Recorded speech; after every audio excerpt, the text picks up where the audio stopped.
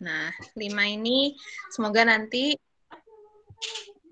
ini dari teman-teman Sisfor, perwakilan Mawapres, semoga juga bisa memberikan kontribusi yang baik. Begitu pula nih dengan teman-teman dari prodi-prodi lainnya. Yang jelas alhamdulillah semua prodi sudah ada, jadi nanti mungkin Bu Reni juga bisa pendekatan kalau karya tulis yang bagus tuh kayak gimana. Kecuali ini memang sayang Bu, ini apa ya di kafe.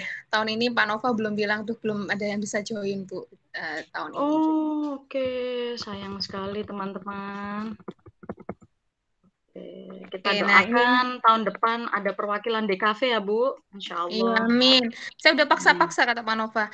Bu Yun saya juga lebih memaksa. Paksa dan memaksa. Iya, iya, iya, iya.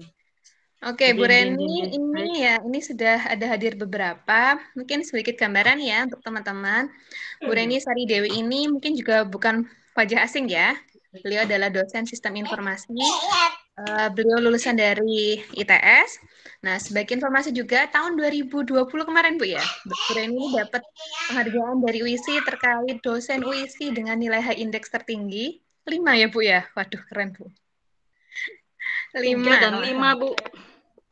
Alhamdulillah. Nah, 5 itu berarti alhamdulillah beberapa karya Bu Reni memang sudah cukup banyak ya. Bukan Kak, cukup banyak dan sudah dapat citasi, artinya banyak digunakan untuk orang-orang sekitarnya. Nah, mungkin dari pengalaman Bu Reni sebagai dosen, pengalaman menulis, peneliti, mungkin nanti bisa dibagi ke teman-teman Mawapres ini. Kiranya seperti apa sih mencari ide mungkin, atau mungkin dalam penulisannya, dan termasuk nanti cara untuk publikasinya atau seperti apa, biar di sini teman-teman Mawapres ini bisa belajar, di mana nanti salah satu komponen seleksi Mawapres itu adalah karya tulisnya. Gitu. Jadi karya tulisnya akan dinilai apakah bisa menyelesaikan masalah, apakah metodenya solutif dan tepat, dan eksekusinya seperti apa. Nah, kira-kira nanti Bu Reni monggo bisa saling berbagi materi dengan teman-teman di sini. Teman-teman juga di sini nanti bisa dengan lebih terbuka untuk kita nanti sesi ke tanya jawabnya gitu, Bu Reni. Oke, mungkin tidak berlama-lama, sudah cukup kayaknya pembukaannya. Oke, biar lebih afdol kita membuka semuanya ya dengan berdoa. Semoga sesi kedua ini bisa berkah, ilmunya bermanfaat, dan nanti ya apa namanya jadi amal ibadah untuk kita semua. Oke, berdoa menurut agamanya masing-masing dipersilahkan. Amin ya rabbal alamin. Terima kasih. Monggo kita mulai. Saya persilakan kepada Bu Reni. The time is yours. Oke, thank you Bu Yunita. Terima kasih Mas Mbak semuanya. Semoga dalam kondisi sehat walafiat ya. Mas Mbak semuanya salam kenal. Nanti akan ada sesi perkenalan khusus ya. Ini nggak harus on cam ya. Mas Mbak, saya kira tidak ada keharusan seperti itu dari panitia. Jadi relax aja.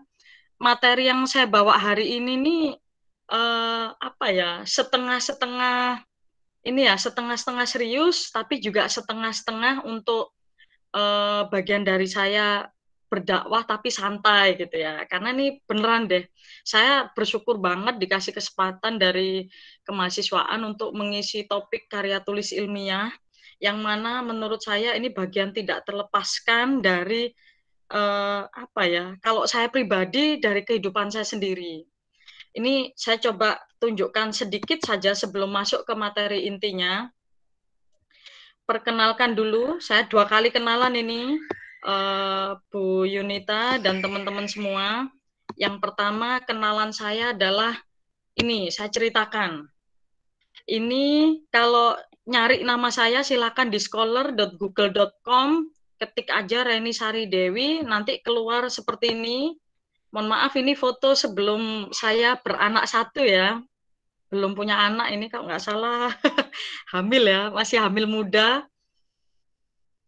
Oke,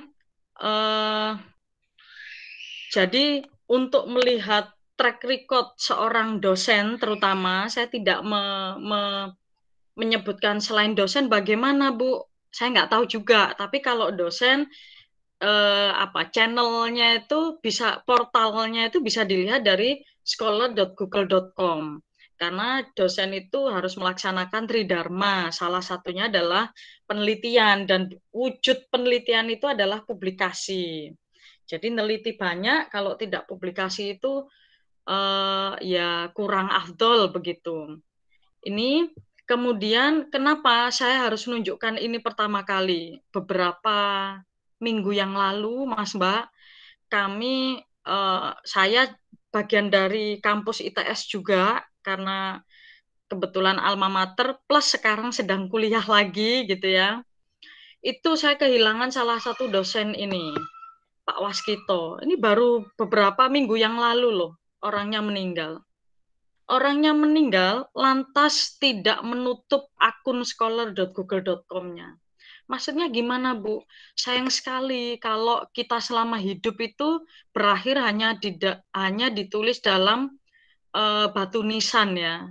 Jadi batu nisan yang kemudian didatengin dan seterusnya. Itu saya membayangkan gitu.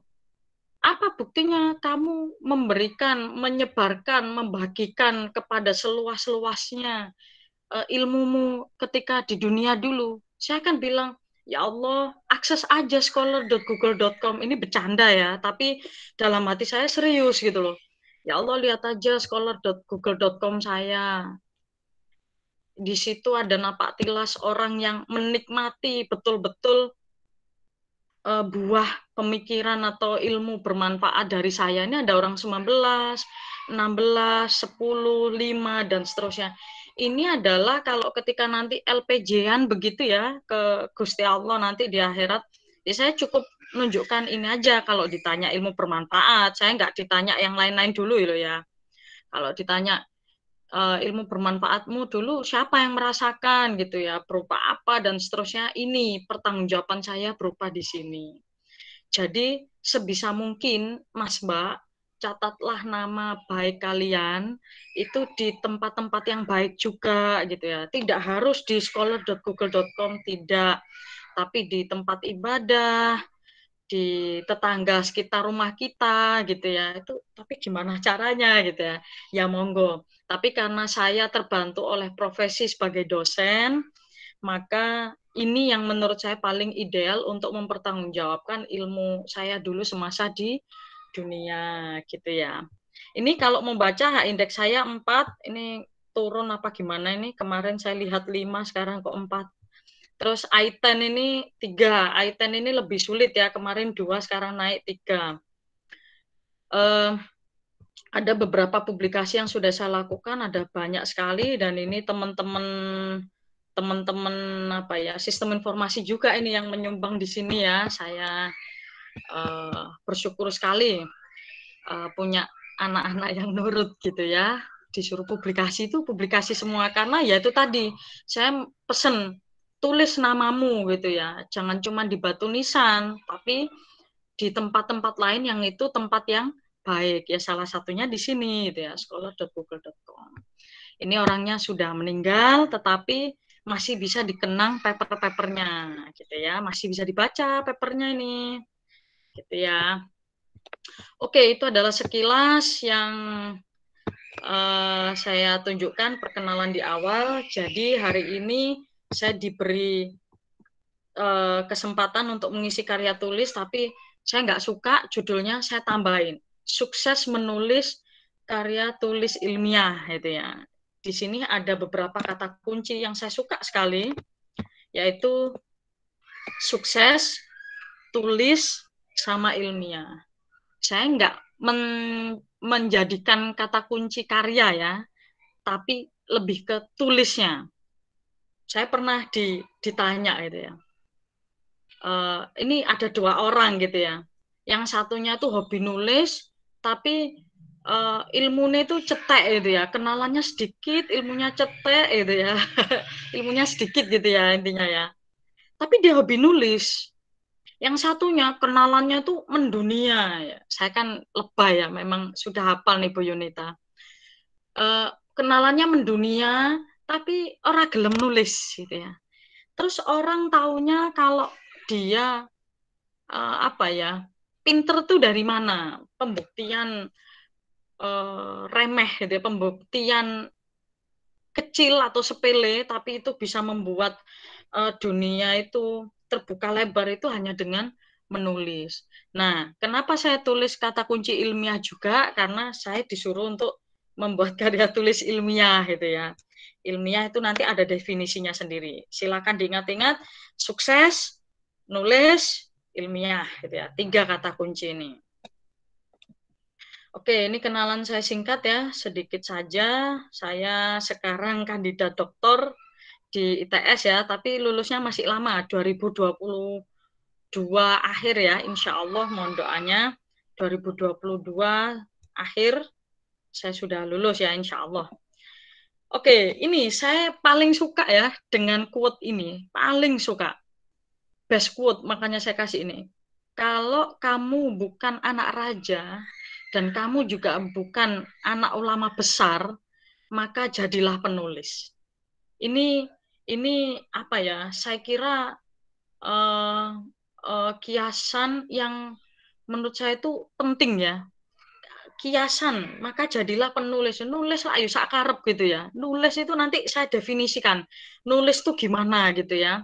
Saya ceritakan dari yang baik sampai dengan yang ya saya bilang nggak baik gitu ya. Karena orang nulis itu tandanya dia sudah melewati fase melihat ya. Orang nggak akan nulis kalau dia nggak lihat. Jadi nyun sewu ya, orang tuna netra itu suruh nulis ya lucu mungkin tulisannya, tapi dia bisa nulis gitu kan. Oke, kemudian mendengar, nah dia udah banyak mendengar, oh nanti kira-kira enak tak tulis gini ya. Kadang itu lucu ya, angin sepoi-sepoi itu ditulis coba. Itu kan mendengar ya, angin bunyinya kan gitu, tapi ditulis sama dia. Angin sepoi-sepoi, kata sepoi-sepoi itu loh dari mana gitu kan. Itu karena ada orang nulis sehingga awet bahasanya tuh sampai sekarang dipakai gitu kan. Dan yang terakhir adalah karena dia selesai membaca itu saya bold karena ayat yang turun pertama adalah ikro, kita tuh disuruh baca. Ketika kamu sudah selesai baca maka kamu bisa nulis.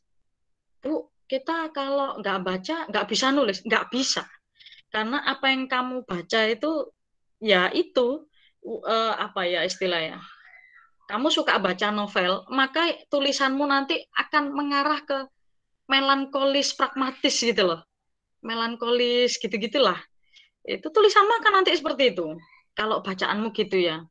Tapi kalau ya itu tadi, kalau nggak suka baca gimana ya, bisa dengan melihat dan mendengar, tapi nggak afdol kalau kurang membaca gitu ya. Ini quote terbaik menurut saya ya. Jadi kalau kamu bukan siapa-siapa di dunia ini, saya pun menyadari saya bukan siapa-siapa ya, anak orang biasa, bukan presiden RI gitu ya, bukan anak rektor juga, tapi nyalon rektor gitu ya. Maka saya tak nulis saya gitu ya. Oke, ini adalah secuplik karakteristik KTI. Saya bilang secuplik ya, karena nanti definisinya panjang sebetulnya. Jadi KTI atau karya tulis ilmiah itu mungkin kurang lebih dicerminkan dalam 3 hal ini yang nanti akan saya jelaskan secara detail begitu ya. Tentu karya tulis juga bukan sejenis novel, dongeng, bahkan selebaran kertas gitu ya. Kalau kamu nemu di jalan sak lembar itu bukan karya tulis ilmiah, juga bukan brosur, pamflet, spanduk, apalagi yang kamu lihat itu semua bukan karya tulis ilmiah. Karena ya itu harus memegang 3 ini, harus mengandung unsur kekinian, kemudian sistematis atau berurutan gitu ya. Kemudian yang terakhir adalah ilmiah itu sendiri gitu ya. Jadi sebetulnya itu orang itu membedakan menjadi 2, ada karya tulis, semua yang ditulis, novel, dongeng, brosur, pamflet, kertas iwir-iwir itu namanya karya tulis gitu ya. Tapi karena di sini ada bunyi ilmiah, maka itu semua bukan. Karya-karya non-fiksi itu adalah karya tulis ilmiah. Jadi bukan yang fiksi ya. Yang kedua, karakteristik yang selalu menjadi hal menakutkan adalah originalitas. Memang sengaja saya tutup mitos gitu ya, sengaja.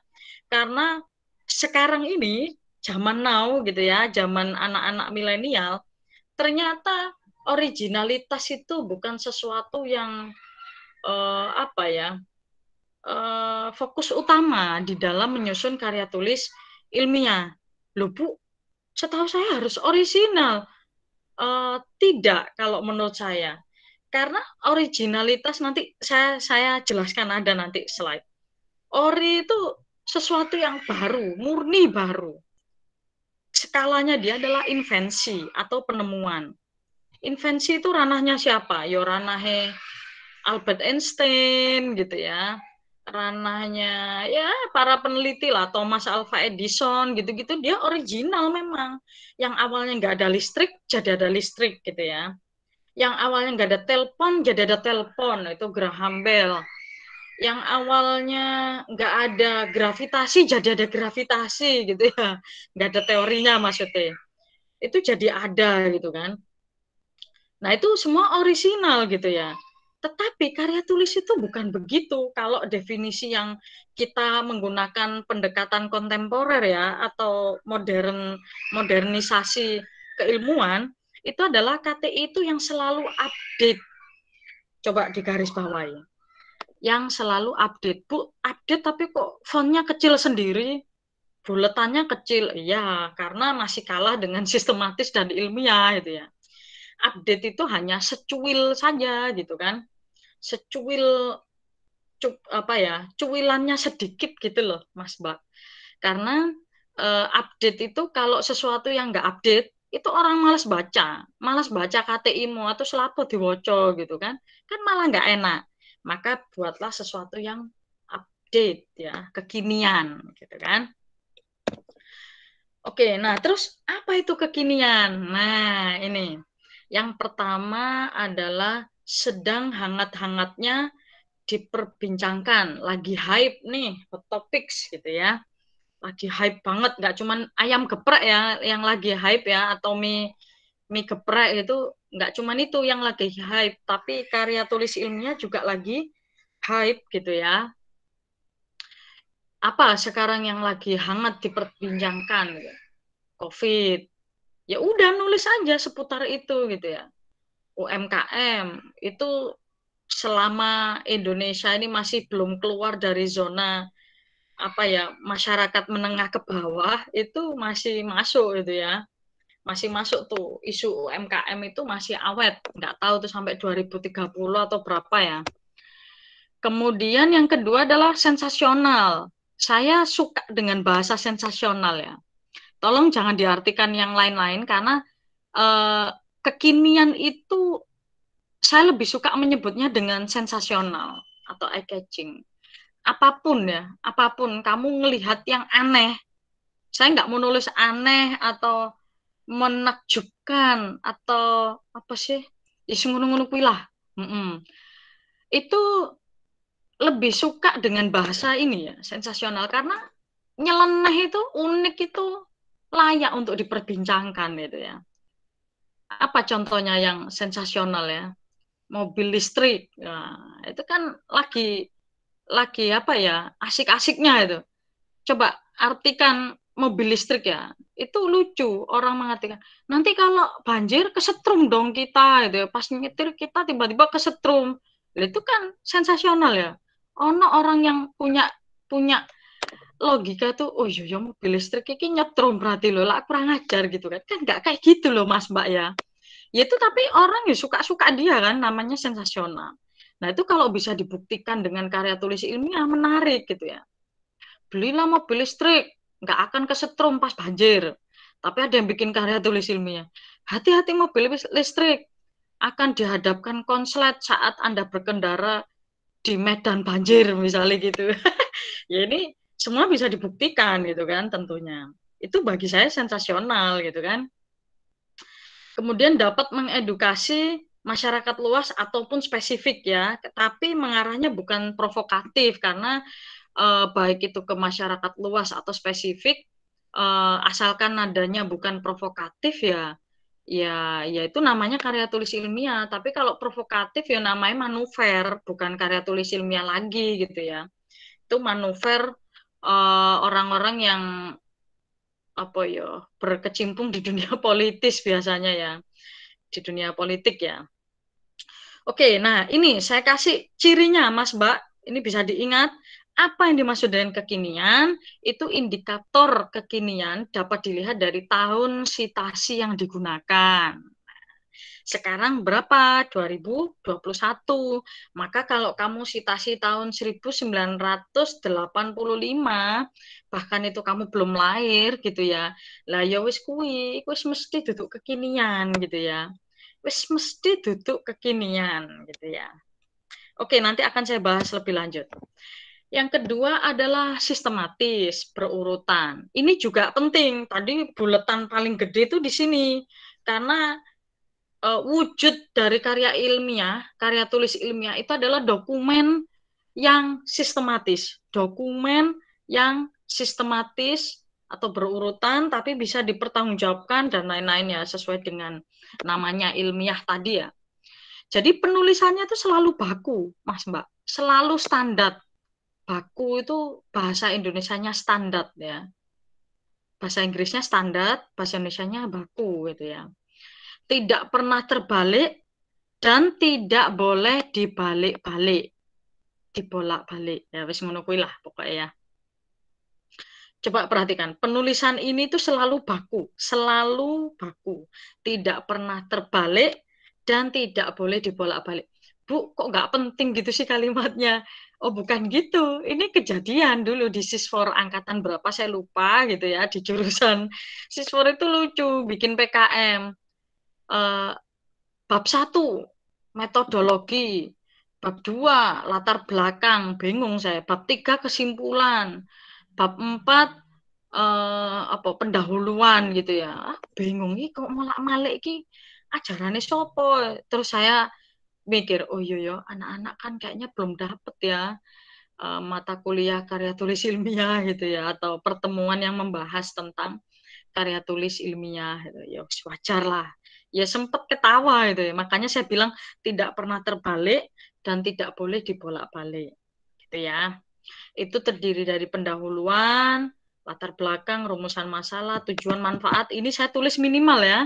Ada yang ngasih batasan penelitian, ada yang ngasih sasaran, ada yang ngasih asumsi, apalah, macam-macam ya. Boleh dikembangkan untuk pendahuluan. Kemudian tinjauan pustaka, metodologi, hasil dan pembahasan, kesimpulan dan saran, daftar pustaka, dan yang terakhir adalah lampiran jika ada. Loh Bu, yang lain kok nggak ditulis jika ada? Iya, memang yang sunnah itu, sunnah ini ya, sunnah aja ya, bukan sunnah muakkad ya. Jadi lampiran itu kadang memang ada, kadang tidak ada, dan itu tidak pernah dipaksakan. Silakan ada monggo, nggak ada ya monggo gitu ya. Tapi kalau yang lain, kalau nggak ada tulisan jika ada ya berarti wajib toh Mas Mbak, gitu kan. Wajib ini. 6 komponen wajib dalam penulisan karya tulis ilmiah. Itu masuk dalam sistematis. Yang terakhir, kata kunci ilmiah. Ini yang tadi saya bilang di depan ya, sukses tulis ilmiah. Ilmiah ini banyak ternyata ya. Yang pertama, isinya itu harus bisa dipertanggungjawabkan, baik secara moral ataupun material. Tentu bukan isu atau hoax dan logikanya itu bisa diterima oleh banyak orang. Meskipun itu karya tulis yang kamu tujukan untuk masyarakat spesifik. Tapi logikanya itu ditangkap, bisa diterima oleh banyak orang. Meskipun itu bukan sasaranmu gitu ya. Nah, kenapa harus moral dan material gitu ya? Karena ini saya pernah kejadian gitu ya. Saya publikasi pertama tahun 2014, tesis saya ditanya orang gitu ya. Yang tanya nggak tanggung-tanggung, bukan orang IT, orang akuntansi yang tanya.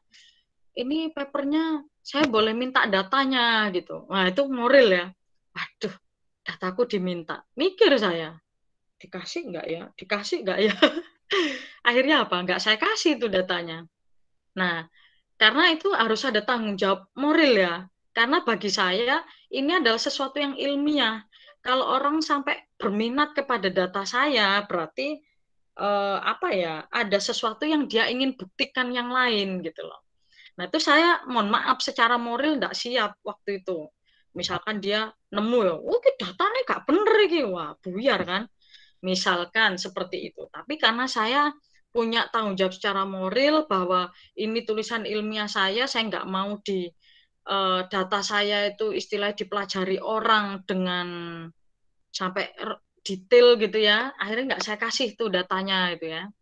Kemudian secara material itu ada orang yang gini, ini banyak ya terjadi di banyak orang juga sih, terutama para peneliti senior gitu ya. Dia habis publikasi terus digoda, tak tukune po patenmu gitu ya, atau papermu tak tukune po, dibeli. Nah, kalau sudah dibeli itu sudah integritasnya dipertanyakan. Nah, maka godaan material itu bahaya juga gitu ya buat pembuktian ilmiah. Contoh, COVID misalkan ya, ada penelitian COVID di Jawa Timur sebetulnya misalkan angkanya tidak segitu, lebih banyak, misalnya gitu ya. Ada penelitian ilmiah begitu.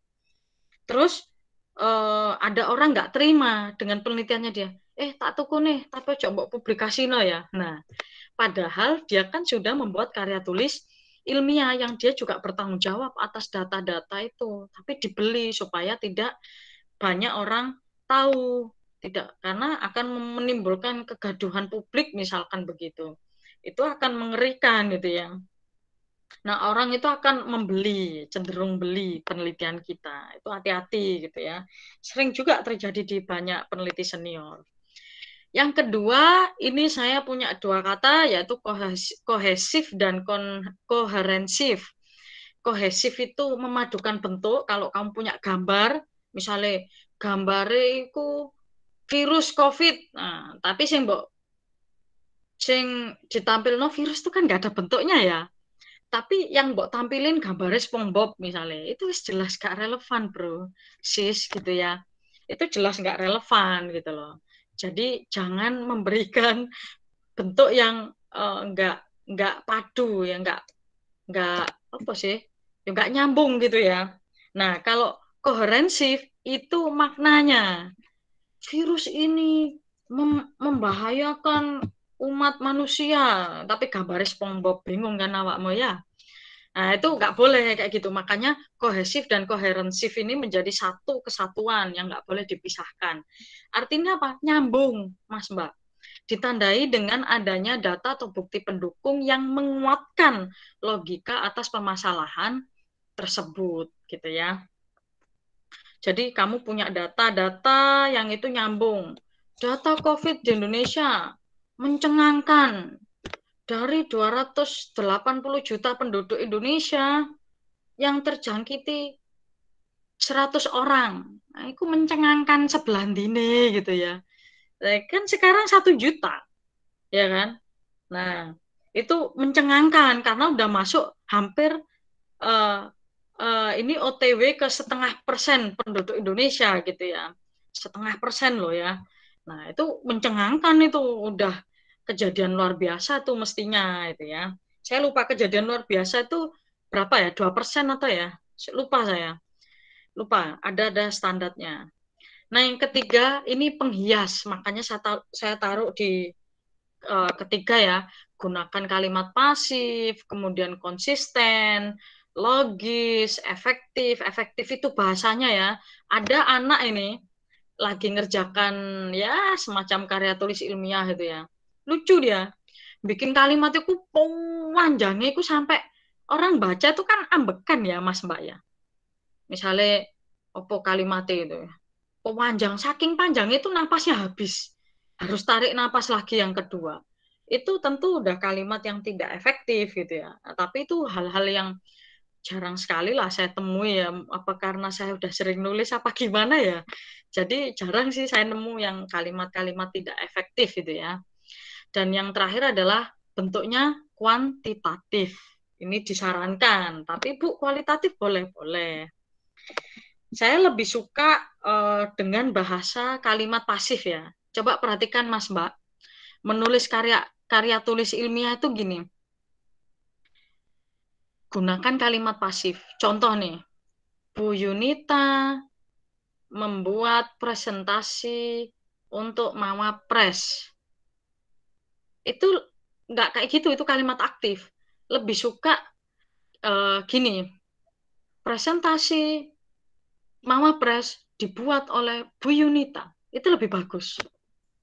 Jadi objeknya dulu, baru diceritakan siapa yang mengerjakan. Nah, itu ada beberapa peneliti itu yang dengan style kalimat pasif, termasuk saya, beberapa publikasi paper saya juga banyak yang menggunakan kalimat pasif. Saya tahu ilmu itu sejak ya tesis itu ya, saya tahu, menurut saya kok telat banget ya, kok kayak ben-ben gitu. Saya tahu kalau sebaiknya tuh sangat dianjurkan kalimat pasif dalam membuat karya tulis ilmiah. Next, tahapan menulis karya tulis ilmiah atau KTI ya. Ini tahapan secara tidak langsung ya, Mas Mbak ya. Yang pertama adalah temukan dan tentukan. Kadang kamu nemu, ya apa lah iki ae. Oh, cocok. Ya apa lah iki ae gitu ya. Kebanyakan ya apa lek gitu ya. Idenya kebanyakan. Tapi kan mau nggak mau kamu harus menentukan ide. Satu aja gitu loh. Yang mana yang sensasional dan layak untuk diangkat, untuk menjadi perbincangan publik gitu ya. Sensasional, misalnya anak muda sekarang gemar berinvestasi. Ya gak sensasional, itu kayak biyen, Cak, gitu ya. Tapi apa untuk yang layak diangkat gitu ya? Investasi apa? Oh, anak muda suka invest emas ternyata. Emas yang laki, yang perempuan Mbak. Enggak, bercanda ya, Mas Mbak ya. Bercanda. Jadi intinya itu temukan dan tentukan satu aja ide, satu itu aja kadang gak habis gitu ya, bersambung gitu ya, kayak ya apa drama-drama gitu ya, bersambung terus gitu sampai bener-bener habis, nggak ada hal yang bisa diangkat lagi gitu kan. Yang kedua, nah ini pastikan ide tersebut dapat menjawab permasalahannya. Lah, udah tahu ya COVID, kemudian kamu punya ide ini, ya apa lek ide ini ku di atas, mohon maaf ya ini bercanda tapi silakan dianggap serius gitu ya. Di kepalanya orang kalau dia berjilbab, di atas jilbabnya, jangan di dalam jilbabnya nggak kelihatan. Itu setiap orang dipasang suhu badannya. Itu kan idenya solutif ya, sensasional kan. Tuh meniki ono wong apa kemana-mana tuh kelihatan gitu loh. Dia bawa suhu tubuh di atas, bawa apa sih semacam indikator suhu badan dia gitu loh di atas kepalanya gitu kan. Itu kan lucu kan. Loh, tapi kan solutif. Ya tapi lucu ngono kan. Itu loh, orang sekarang aja mbok paksa kok pakai masker. Ya kenapa masang indikator suhu badan gak oleh gitu ya. Ini bercanda tapi silakan ya disikapi ini bercanda yang inspiratif atau tidak gitu ya. Itu menarik Mas Mbak itu ya. Menurut saya apa ya, solutif tapi layak apa enggak itu kan. Silakan itu dipikirkan. Yang terakhir adalah perbanyak kosakata baru atau vocab ya. Dan baku tentunya. Kosakata baru tapi orang baku yo ojo digawe gitu kan. Namun tidak umum didengar orang. Nah, ini saya kasih tips memenangkan kalau KTI ini dilombakan gitu ya. Jadi beberapa apa ya? Ini rahasia tapi awakmu tok loh Mas Mbak yang saya kasih tahu Mas Mbak. Salah satu kenapa banyak apa ya istilahnya karya-karya atau project saya yang bisa apa ya goal, dalam artian goal itu disetujui gitu ya, itu adalah penggunaan vocab nyeleneh ya, vocab baru yang itu tuh wih ketok lek awakmu cerdas ngono loh, memperlihatkan kalau kita ini benar-benar akademisi yang memang cerdas, punya banyak vocab yang itu kita jarang didengar orang. Apa contohnya? Ya banyak lah Kak. Itu vocab itu tidak serta-merta kamu pinter ya, Mas Mbak ya, tiba-tiba banyak gitu enggak. Itu harus dimulai dengan ikro atau membaca. Jadi baca dulu, saya dulu suka baca koran dulu ya, sampai sekarang sih suka baca koran online ya kalau sekarang. Itu bahasa-bahasa dia kan nyeleneh-nyeleneh gitu ya. Saya suka itu. Apa sih artinya delegitimasi ya, itu apa coba? Manuver, itu apa coba artinya gitu ya. Terus dividen itu apa artinya? Itu menarik ya. Silakan perbanyak vocab-vocab, itu adalah tips untuk memenangkan atau mengegolkan proyek-proyek karya tulis ilmiah gitu ya. Dan sudah saya buktikan. Oke, sekarang kita poles otak kanan dan otak kiri kalian nih Mas Mbak. Coba ada yang open mic ya, setelah tadi saya ngoceh ngalor ngidul, sekarang gantian. Kira-kira kalau Mas Mbak ini melihat kondisi yang ada di dalam gambar seperti ini, itu apa ya ide solutif, logis, dan kekinian yang terbersit di benak kalian gitu ya. Masalahnya tuh air bersih, limbah industri yang dibuang di sungai, terus sungainya banjir, ya toh? Terus di situ pemukimannya membanjiri pemukiman kumuh. Nah, ya apa coba? Ada dong 1-2 orang dong yang bersuara dong, sebutkan namanya karena saya lagi buka ini nggak tahu tuh siapa yang ngomong. Monggo, Mas Mbak.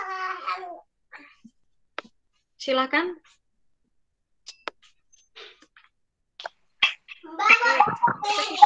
Ya, monggo kalau ada yang ingin ditanyakan, bisa kita mulai sesi tanya jawabnya dengan Bu Reni.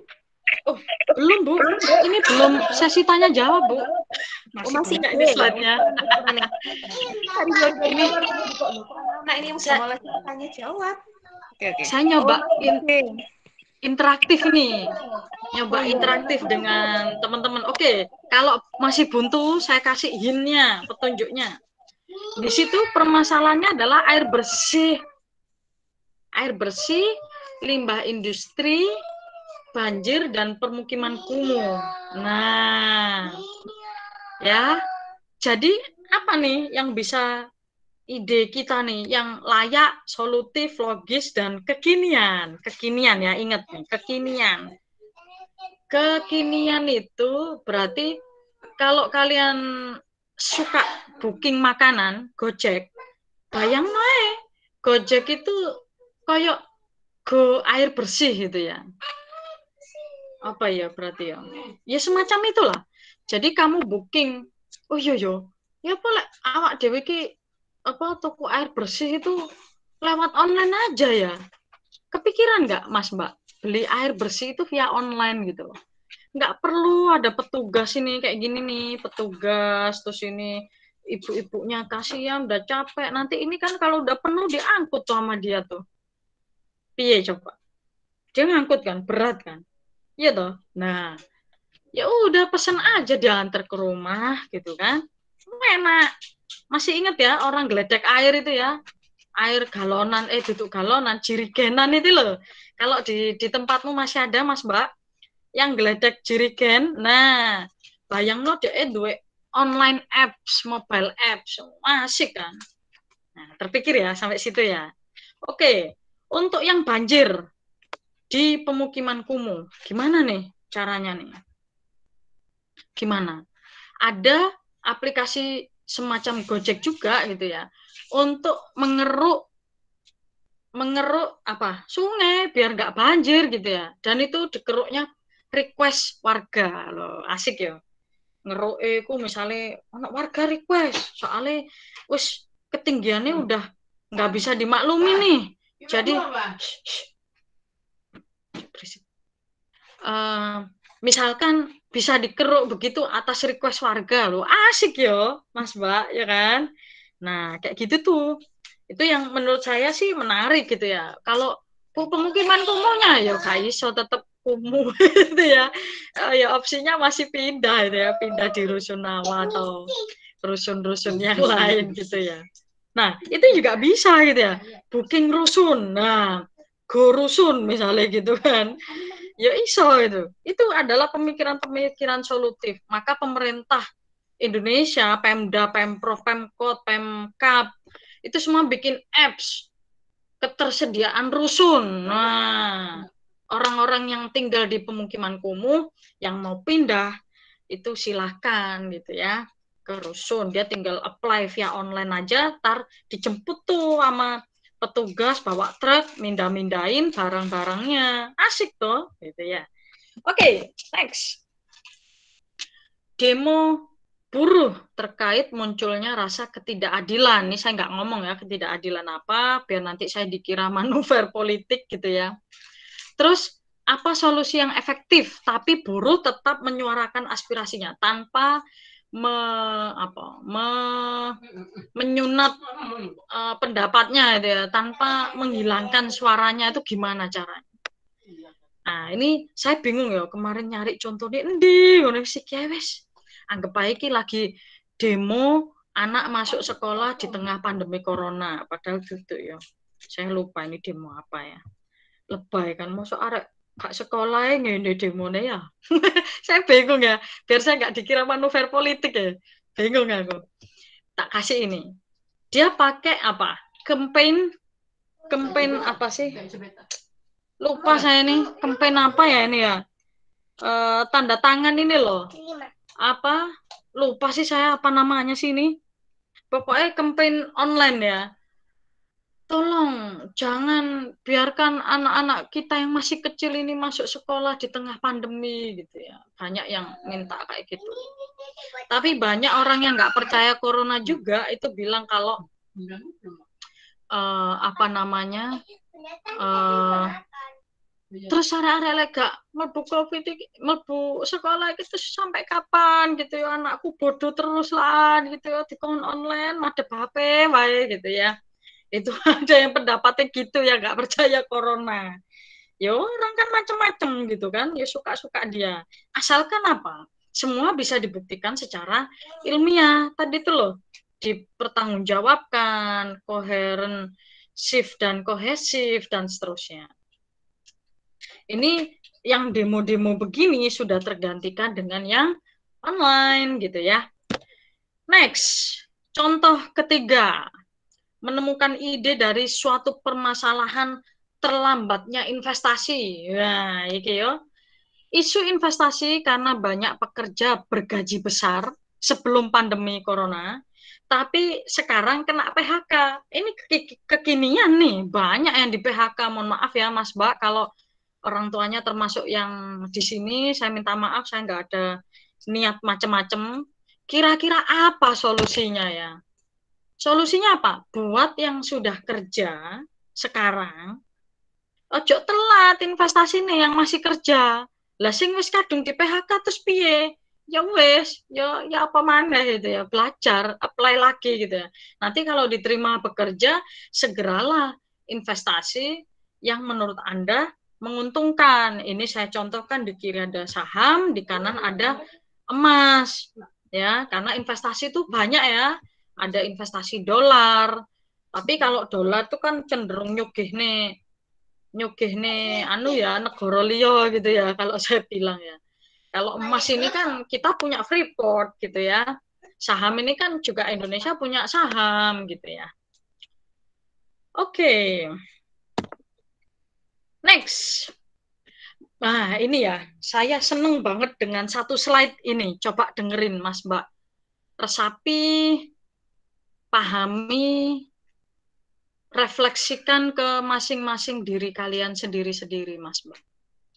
Menulis KTI itu adalah seni melihat berkah dan meningkatkan rasa syukur dalam melihat suatu permasalahan. Tuh, coba melihat berkah dan meningkatkan rasa syukur. Nah, saya kasih contoh dua. Silakan kalau bisa membayangkan karya tulis ilmiahnya bagaimana. Yang pertama adalah gini contohnya. Selama COVID, kunjungan dokter itu sangat berkurang drastis, sangat berkurang. Nah, Tapi anehnya, bagi saya nggak aneh karena ini bisa dibuktikan secara ilmiah. Booking dokter via online, lucu kan? Via aplikasi mobile itu sangat meningkat, melesat, jauh melesat. Bingung saya juga ya, kok iso? Tapi saya yakin itu bisa dibuktikan ilmiah. Hal ini karena ada yang menganalisis dengan baik bahwa orang itu sudah percaya loh dengan dokter elektronik gitu ya. Saya bilang dokter elektronik lagi, lek krungu ID Ikatan Dokter Indonesia iso ngamuk ini. Dokter elektronik ya. Tapi apapun itu terserah ya, dia mau marah mau apa terserah. Karena bagi saya itu saya namakan dokter elektronik karena kalian itu gak diapa-apa no. Orang dicekel, orang diperiksa, tapi percaya, aneh gitu ya. Itu milenial gitu ya. Nah, karena takut disentuh, karena apa? Cocok dokter ini mana sih nyebarno COVID gitu ya. Dia nggak ganti sarung tangan atau nggak ganti tempat tidurnya, nggak didisinfek gitu ya. Macem-macem, nggak percaya itu kan ya terserah tuh. Dia lebih percaya loh dengan dokter elektronik gitu ya. Dia lebih suka booking obat lewat aplikasi. Booking obat lewat aplikasi. Emang yakin itu obat asli, beneran. Ya nek gak palsu ngono ya. Saya bukan menyebarkan ini ya, isu atau hoax, tapi itu boleh kan. Nah, itu semua bisa dibuktikan gitu secara ilmiah dengan lewat karya tulis ilmiah. Contoh kedua, sebelum pandemi banyak orang giat menabung uang di bank. Percaya atau tidak, kalian semua ini pasti nabung uang di bank. Tapi saat COVID, karena banyak yang WFH, banyak yang akhirnya melek investasi yang lain. Investasi emas, investasi saham, investasi dinar, dan lain-lain. Dan mereka akan membandingkan profit yang akan diterima di hari tua nanti. Kamu nabung, Mas Mbak, tujuannya kayak apa? Ya untuk masa tua, ya kan? Menabung untuk masa tuamu, kan gitu kan? Menabung di bank, ya kan? Saiki aku orang. Nah, gitu ya. Saiki pilihanku akeh, iso nabung emas, nabung saham, nabung perak, nabungnya yang lain-lain gitu ya. Yang nggak kalah besarnya dengan penerimaan profit ketika saya nabung di bank gitu ya. Saya nggak membahas kajian halal haram, tidak Mas Mbak, tetapi balik lagi di sini bahwa intinya itu adalah seni melihat berkah dan meningkatkan rasa syukur. Ini nih, saya highlight dua ini. Jadi sebetulnya orang nulis karya tulis ilmiah itu melihat keberkahan. Lek aku iso untuk duit, alhamdulillah. Ora yo, ora apa-apa. Setidaknya saya sudah membagi ilmu saya kepada masyarakat luas untuk memecahkan suatu permasalahan. Ya. Ini yang saya bilang di depan tadi ya. Saya bilang ini di depan. Nanti saya deskripsikan kenapa KTI itu begini ini. Karena KTI punya musuh besar ya. Mohon maaf saya kasih tanda petik karena ini bukan musuh sesungguhnya. Hanya kiasan ya, hanya konotasi saja. Media sosial itu hanya milik orang-orang yang berpengaruh. Silakan kamu setuju atau tidak itu terserah ya, Mas Mbak ya. Karena saya nggak bahas KTI ini di sini. Saya membahas media sosialnya. Karena media sosial itu punya orang-orang influencer. Influencer bilang A, geruduk AKB. Influencer bilang B, geruduk KB. Percaya apa enggak? Terserah. Iki apa kenapa sih? Nah, gini nah. Bersih. Kemudian yang kedua adalah KTI membutuhkan waktu lama untuk dicerna dan dipahami secara komprehensif atau kalangan tertentu gitu ya. Yang bisa mencerna ini nggak semua orang bisa gitu ya. Tapi nih, media sosial itu cukup beberapa kalimat itu bisa brainwash orang. Ini bahaya itu ya. Kita susah-susah bikin KTI, ya kan? Wangel-wangel, berdarah-darah, berbulan-bulan, bertahun-tahun bahkan gitu ya. Kok orang itu nggak paham-paham ya sama karya kita. Tapi dengan gampangnya gitu ya, media sosial bilang, ABCDE, wong geruduk, kabeh bingung saya. Yang jelas bagi saya tuh media sosial itu adalah musuh besarnya KTI.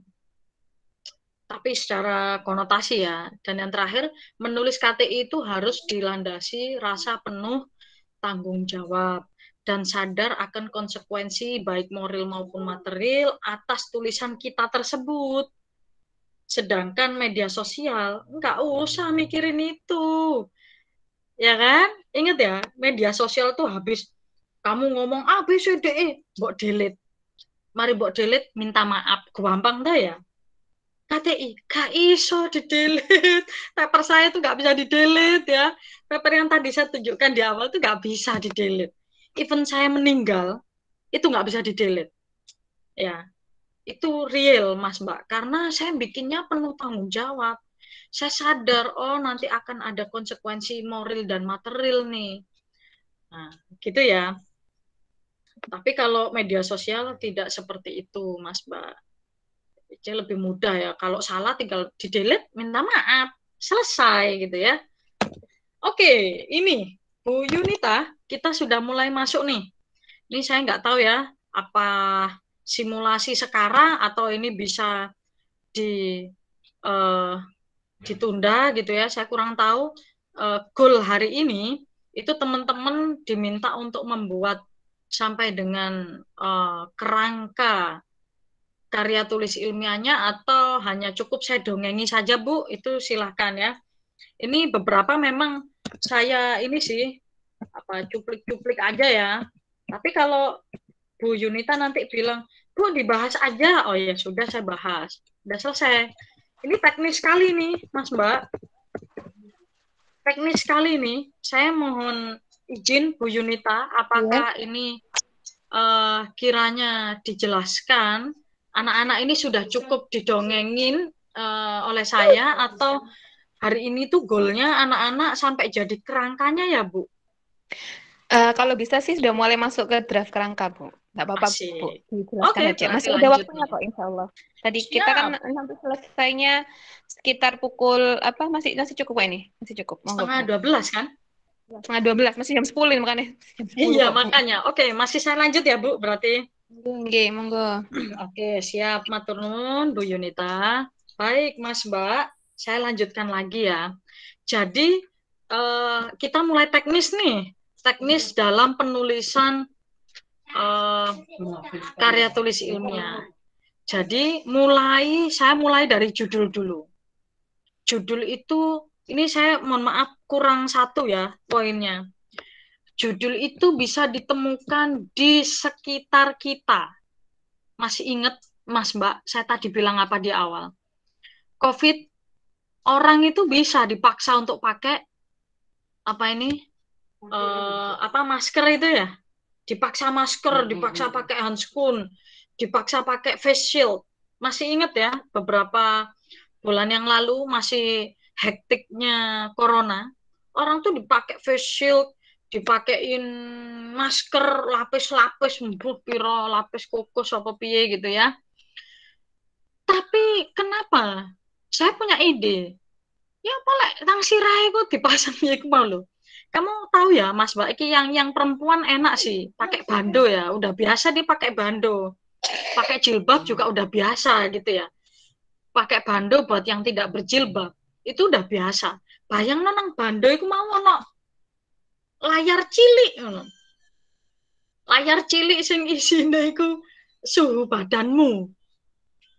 Kamu kemana-mana, suhu badanmu itu dilihat orang. Berarti nek misalnya kamu pas panas, iku ketok gitu loh. Oh hati-hati, wong iki panas, ojo nyedek. Sekarang mana?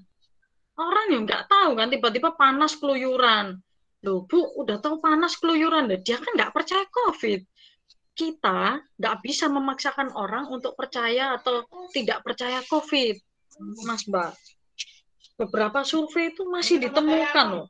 Di Pulau Madura, mohon maaf buat yang asli Madura ya Mas Mbak, masih sebagian besar itu warganya tidak percaya COVID.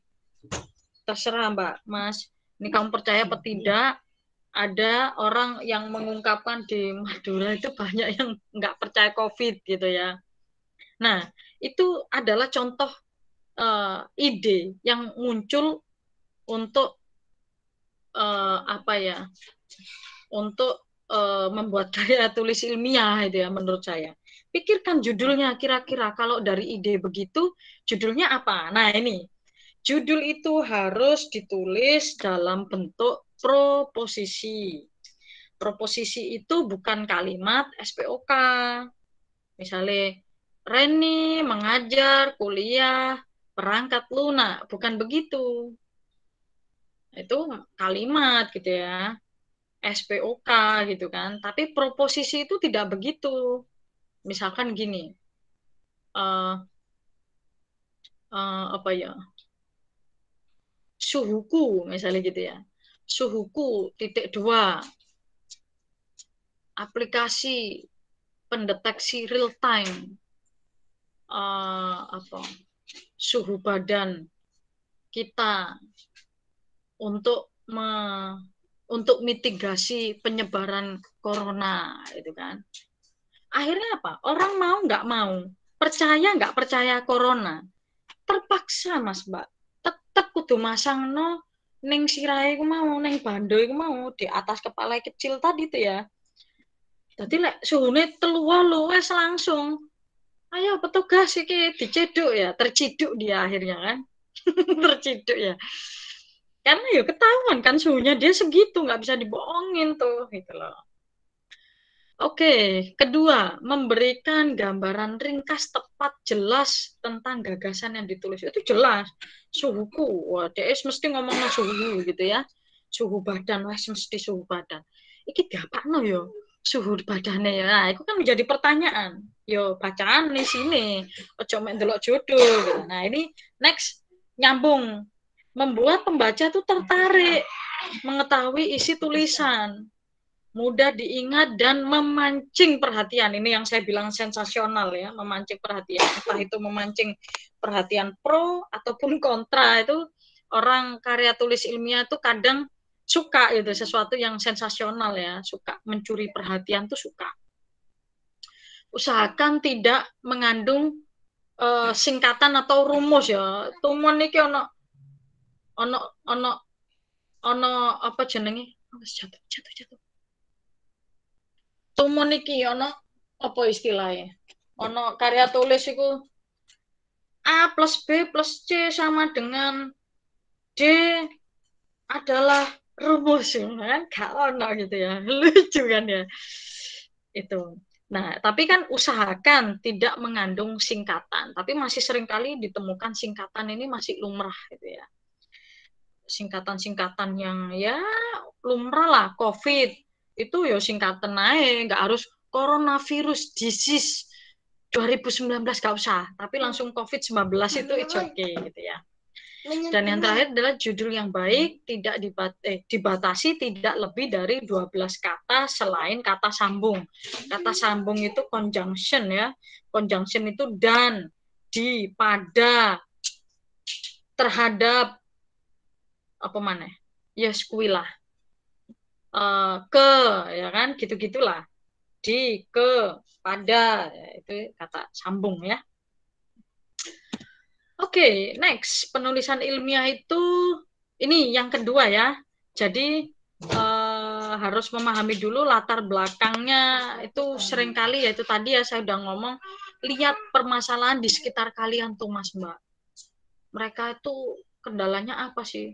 Iya Pak, di sekitar kita itu ada yang percaya COVID, ada yang nggak percaya COVID. Jadi kalau dia masih gebres-gebres neng embeng, itu gak peduli. Apa ya gebres-gebres itu? Wahing, tema. Nah, misalnya dia gebres-gebres neng embong gitu. Aku gak percaya COVID kok. Nah, kan gitu ya. Ya, apa menanggulangi orang-orang kayak gini nih? Nah, pasang tuh sensor. Setiap ono wahing iku langsung dicapi abang. Nggak sensor kan, pakai IT nanti bantuan IT kasih sensor gitu ya. Wah, itu dia yang gepres-gepres gitu ya, yang wahing-wahing. Tangkap dia gitu kan, nggak lama terciduk dia gitu kan. Nah, karena apa? Upaya pemerintah dalam meminimalkan persebaran COVID ya dengan cara begitu. Karena musuhnya dia tuh bukan musuh virus loh ya, tapi musuh orang-orang yang tidak percaya dengan COVID gitu loh. Karena kita tidak memaksakan orang untuk percaya COVID ini percaya ono. Gak bisa Mas Mbak. Saya katakan percaya, tapi orang lain ada nggak percaya terus piye? Ya suka-suka dia gitu kan. Tapi bagaimana caranya pemerintah itu bisa menitik tengahi gitu ya, orang-orang yang nggak percaya ini tetap diperlakukan dengan agenda pemerintah gitu. Ada kok kepala daerah yang tidak percaya COVID, ada. Nantang akhirnya dia kena gitu ya. Mbok saiki bengek apa piye saya nggak tahu gitu ya. Oke, itu ya latar belakangnya. Kemudian identifikasi masalah. Nah ini tadi ya masalahnya, orang nggak percaya gitu ya. Nah itu Mas Mbak, ini mulai saya di sini agak tajam. Masalah itu harus dilandasi dengan adanya bukti yang kuat. Kamu harus punya datanya. Berapa di daerahmu yang percaya COVID, berapa yang tidak percaya COVID. Loh, Bu, sampai sedetil itu. Ya iyalah. Data itu sangat menjawab, sangat apa ya, penting di dalam karya tulis ilmiah. Bisa dikatakan ini Mas Mbak, tolong dicatat di bukunya, di blog note-nya atau apapun bindermu ya. KTI tanpa data itu sama dengan hoax, omong kosong atau isu. Karena KTI itu ciri utamanya adalah data. Meskipun kamu nulis latar belakang, identifikasi masalah, rumusan masalah, tujuan, wopo, bab 2, bab 3, sampai kesimpulan. Kok nggak ada datanya? Itu berarti bukan karya ilmiah. Paham ya? Harus dilandasi dengan data. Jadi bisa dibilang KTI itu apa? Yo, fakta data gitu. Fakta data yang diceritakan dengan alur, dengan story, dengan apa ya, penjelasan-penjelasan ilmiah yang bisa dipertanggungjawabkan gitu ya. Itu kata kuncinya di data ya. Jangan lupa Mas Mbak. Jadi kamu harus punya data statistik. Data apa Bu? Data statistik. Ngambilnya di mana? BPS. Seringkali saya pakai data BPS ya untuk mempublikasikan karya-karya ilmiah. Next, rumusan masalah. Setelah masalahnya berhasil diidentifikasi, buatlah rumusan masalahnya gitu ya. Yaitu dengan mengembangkan pertanyaan-pertanyaan. Bukan pernyataan-pernyataan, bukan. Tapi pertanyaan. Sehingga kalau pertanyaan selalu menggunakan kalimat tanya. Apa, kapan, bagaimana, mengapa, seperti apa, dan seterusnya itu ya. Itu adalah kalimat tanya yang diakhiri dengan tanda tanya. Ada anak yang apa ya, katakan skripsi, kalimatnya tanya, bagaimana metode ini merupakan apa, mengatasi apa ya, COVID di daerah ABC misalnya gitu ya, di provinsi A gitu misalkan. Nah, tapi gak ada tanda tanya, ya aku tutup kalimat tanya terusan kan, tutup pertanyaan tuh. Nah, itu kurang, tetap butuh tanda tanya gitu ya. Kemudian mengembangkan pertanyaan-pertanyaan itu contohnya yaitu tadi ya, hindari kalimat tanya yang jawabannya tuh yes no question ya. Bertipikal yes no question. Apakah, benarkah gitu ya. Kayak ratu gosip kan nih akhirnya. Benarkah keberadaan, nah misalnya gitu ya. benarkah COVID melanda Indonesia? Iku lah jawabnya benar, tidak benar, kan? Itu bukan karya tulis ilmiah ya. Jadi sangat tidak disarankan membuat rumusan masalah menggunakan yes no question ya. Apakah, benarkah, adakah? Yang pokoknya jawabannya ada, tidak ada, benar, tidak benar, setujukah, setuju tidak setuju ya kayak gitu ya. Itu hindari ya kalimat membuat rumusan masalah dengan kalimat tanya seperti itu. Next, yang terakhir adalah tujuan dan manfaat karya ilmiah, yaitu merumuskan tujuan yang itu konsisten menjawab rumusan masalah. Contoh, makanya tadi toh saya bilang jangan membuat yes no question. Apakah COVID benar-benar ada di Indonesia? Jawabannya, iya memang benar ada. Masa ngono ya tujuannya? Tujuannya enggak kayak ngono ya. Tapi berbeda. Bagaimana menanggulangi masyarakat yang tidak percaya adanya COVID, atau bagaimana mengidentifikasi suhu tubuh masyarakat atau publik gitu ya, dalam rangka mitigasi risiko penyebaran COVID. Nah, kan tanda tanya tuh. Bagaimana tuh? Bagaimana? Ya kan? Maka tujuannya apa? Ini bisa dicatat. Tujuannya adalah mengetahui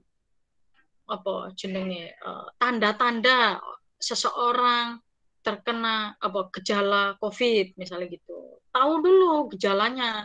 Mau ya wahing-wahing, gepres-gepres ya. Watuk-watuk badannya panas gitu. Itu kan gejala. Nah, tujuan yang kedua adalah misalkan untuk menjawab pertanyaan tadi itu dengan cara menggunakan pendekatan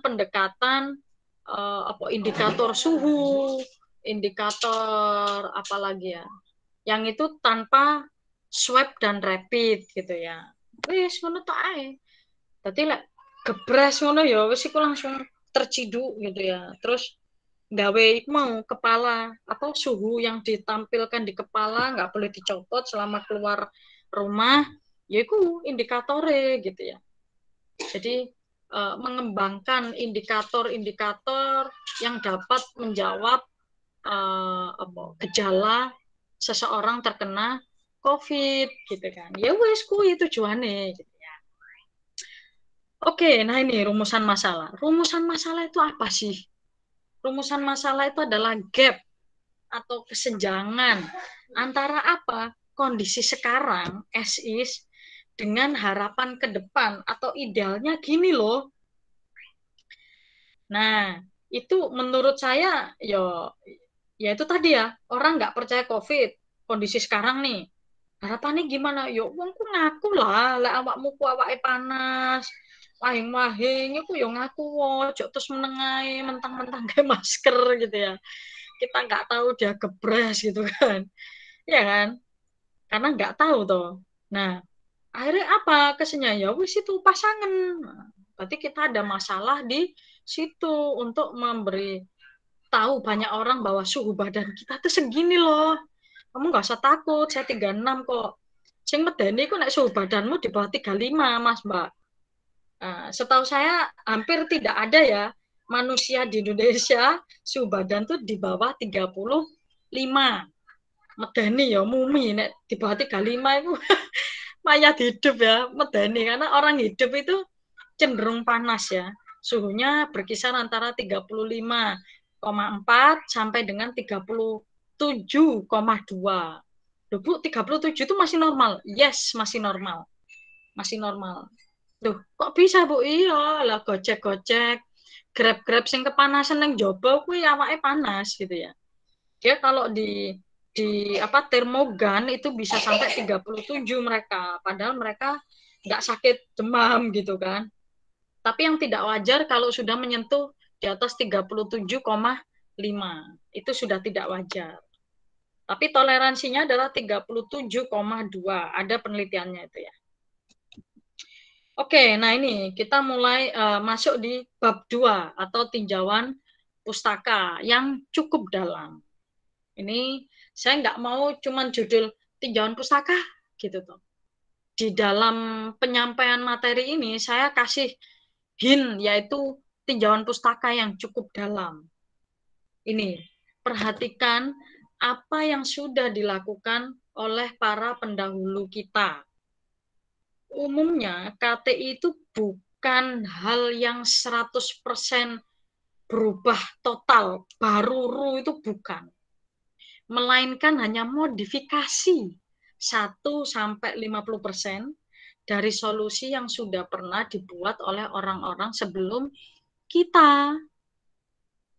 Bu, maksudnya gimana? Contoh, kayak tadi ya, saya usul apa? Suhu ditaruh di kepala. Itu emang menurutmu baru? Enggak. Itu bukan baru 100%, bukan. Di bandara, sampai detik ini, itu sudah dipasang itu. Sejak ini ya, setahu saya sejak wabah ini loh, SARS-CoV 2010 kalau nggak salah. Itu tiap bandara wajib punya termodetektor ya, pendeteksi suhu badan tiap orang yang lalu lalang di bandara.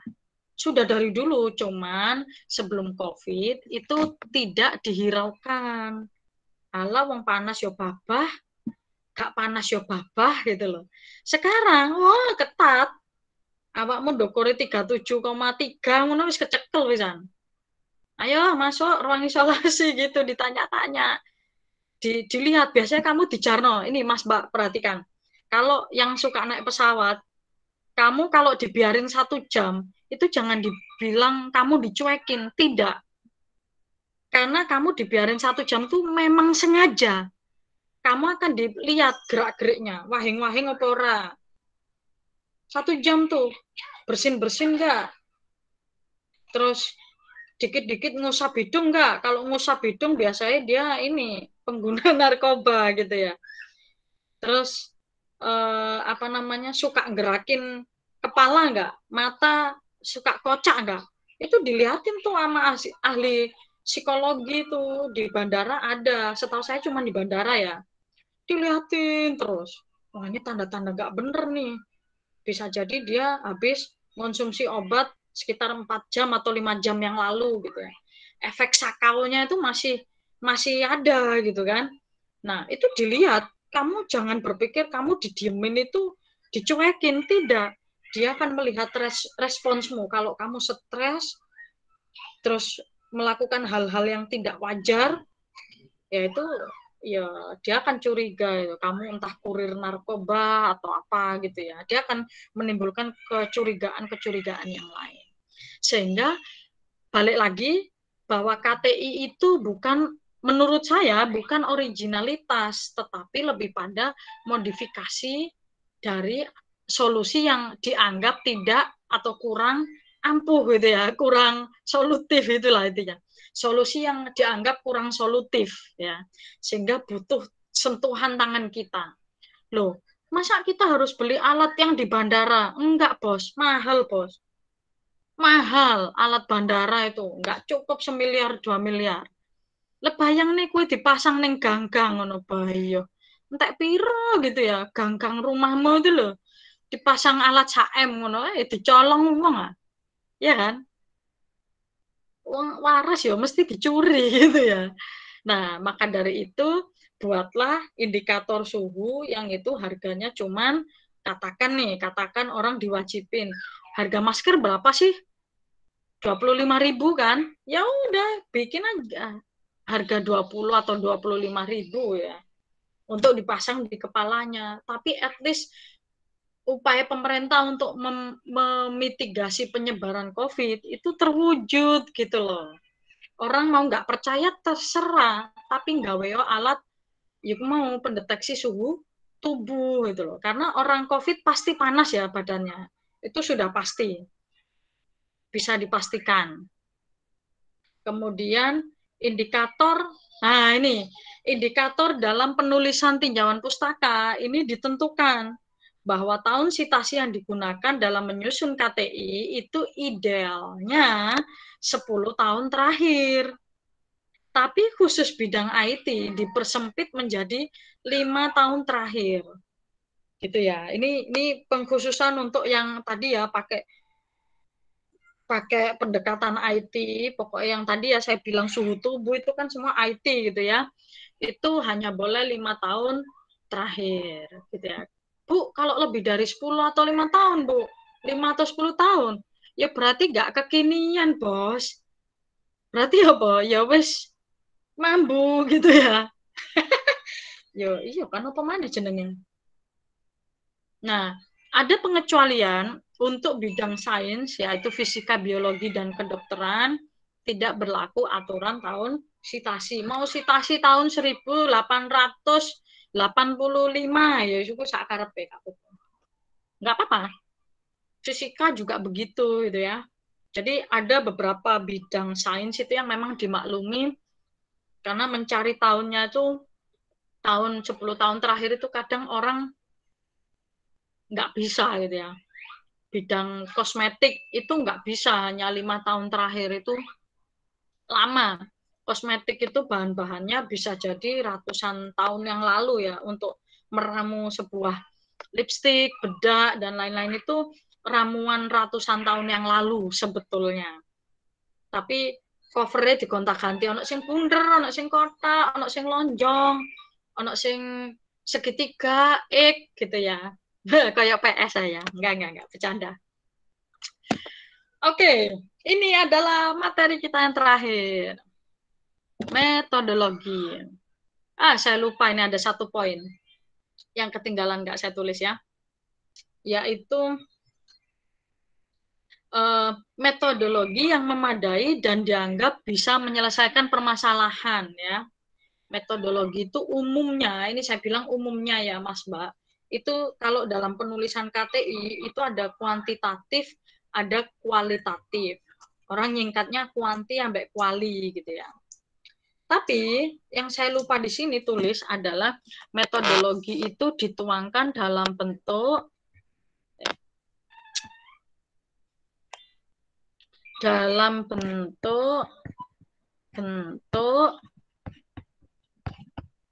flowchart atau diagram alir. Nah, dalam bentuk flowchart ya Mas Mbak. Saya lupa nih mencantumkan. Jadi metode itu alangkah baiknya kalau dituangkan dalam bentuk flowchart. Nah, sekarang kita bahas metode kualitatif dan kuantitatif. Metode kualitatif ini saya tulis umumnya aja ya, yang nama nggak umum tuh banyak, makanya saya tulis dan lain sebagainya. Seringkali diawali dengan wawancara atau expert judgment ya, biasanya tuh wawancara terkenalnya. Kemudian in-depth analysis. In-depth analysis itu kayak misalkan karya tulis ilmiah tentang ini sejarah berdirinya Borobudur, ya apa ngono iku ya. In-depth analysis karena kamu nggak mungkin nyebar kuesioner. Kamu pasti nanyai Ki Joko Bodo di sana ya, dukun-dukun di sana itu jumlahnya jangan dibayangin ada ratusan. Satu nemu wis alhamdulillah gitu ya. Kadang satu udah meninggal lagi gitu kan. Nah, kalian harus mencari istilahnya penerusnya itu siapa, itu yang bisa untuk diwawancarai gitu ya. Kemudian metode kualitatif murni metode kualitatif murni jarang ditemukan dalam KTI. Nah, kenapa saya bilang jarang? Karena KTI itu bentuknya kan banyak ya. Kalau yang berbentuk umum seperti kamu ini Mas Mbak Mawapres disuruh buat KTI itu pasti nggak pakai kualitatif murni. Yang pakai kualitatif murni itu ranahnya KTI berjenis disertasi atau tesis. Dua hal itu. Selain itu jarang ya yang pakai kualitatif murni. Kadangkala itu disertasi atau tesis pun masih disuruh mix ya, kualitatif dan kuantitatif mix. Nggak boleh kualitatif tok, itu nggak boleh. Makanya saya bilang metode kualitatif murni atau bahasa Inggrisnya itu metode kualitatif tok gitu ya. tok nyel. Nah, ngono iku nggak boleh. Jarang ditemukan di dalam KTI ya. Event itu adalah disertasi. Disertasi itu atau tesis KTI level tinggi ya, itu harus biasanya sih mix ya. Mix kuali dan kuanti. Ada prosentasenya. Kualitatifnya 60, kuantinya 40 gitu ya. Tapi mix yang jelas. Nah, sedangkan metode kuantitatif itu adalah metode statistik seringkali yang digunakan, yaitu uji hipotesis atau uji yang lain lah gitu ya di dalam metode statistik. Kemudian uji laboratorium. Kalau ini tak tambah satu tetes, apa yang terjadi? Ini anak tekim nih jagonya biasanya ya anak-anak teknik gitu ya, engineering yang benar-benar engineer gitu ya. Itu biasanya uji lab KTI-nya. Kalau ini tak kasih H2SO4 setetes, apa yang terjadi? 2 tetes, apa yang terjadi? 1 mili, apa yang terjadi? 2 mili, ya, kayak gitu. Dan uji kasat mata lainnya. Kenapa saya bilang uji kasat mata? Yo, karena kuwi sing ketok gitu ya. Uji yang kelihatan mata. Jadi apa sih? Kayak misalkan termogan tadi ya, itu jelas kamu akan survei banyak orang. Ini loh datanya orang-orang yang bohong, aslinya suhunya nggak segini tapi jadinya segini. Yang jelas kasat mata ya, kelihatan gitu ya. Nah, metode kuantitatif itu sering menjadi pilihan utama dalam KTI atau bahkan sudah kayak semacam apa ya, metode apa sih, kode etik yang tidak tertulis gitu ya, bahwa KTI itu selalu metodenya kuantitatif gitu ya, identik dengan kuantitatif karena memang mudah pengaplikasiannya. Makanya itu sering menjadi apa namanya, apa istilahnya ya, suka aja gitu para peneliti, para penulis KTI itu pakai metode kuantitatif itu karena ya di satu sisi gampang, cepat dikerjakan gitu ya, dan apa ya, jarang ditolak orang. Misalnya tadi ya, anak tekim mencampurkan cairan A dan cairan B, jadi apa? Prok gitu ya misalkan. Itu orang membantah susah. Loh, harusnya gak dadi ngono. Misalnya cairannya kudune pink yo, kok dadi ireng misalnya gitu ya.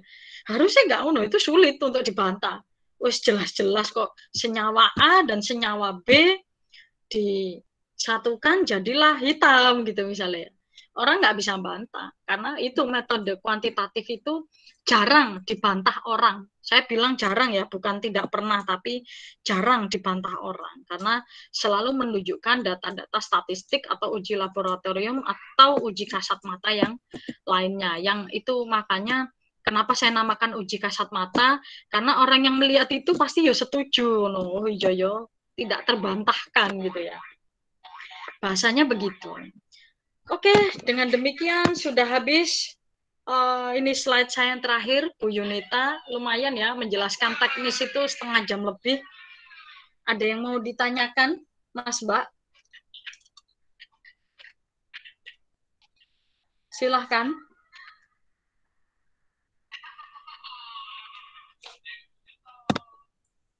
Kalau ada yang mau tanya lebih lanjut, boleh DM ke saya. Ini ada IG sama email, boleh japri gitu ya.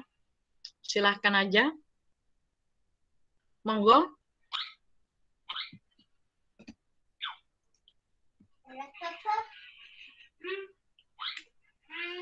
Ada yang mau ditanyakan, Mas Mbak?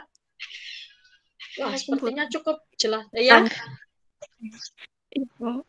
Boleh, Mbak. Siapa? Nama saya Sania Bu, dari Teknologi Industri Pertanian. Ya, baik, Mbak. Iya, Bu, saya ingin bertanya.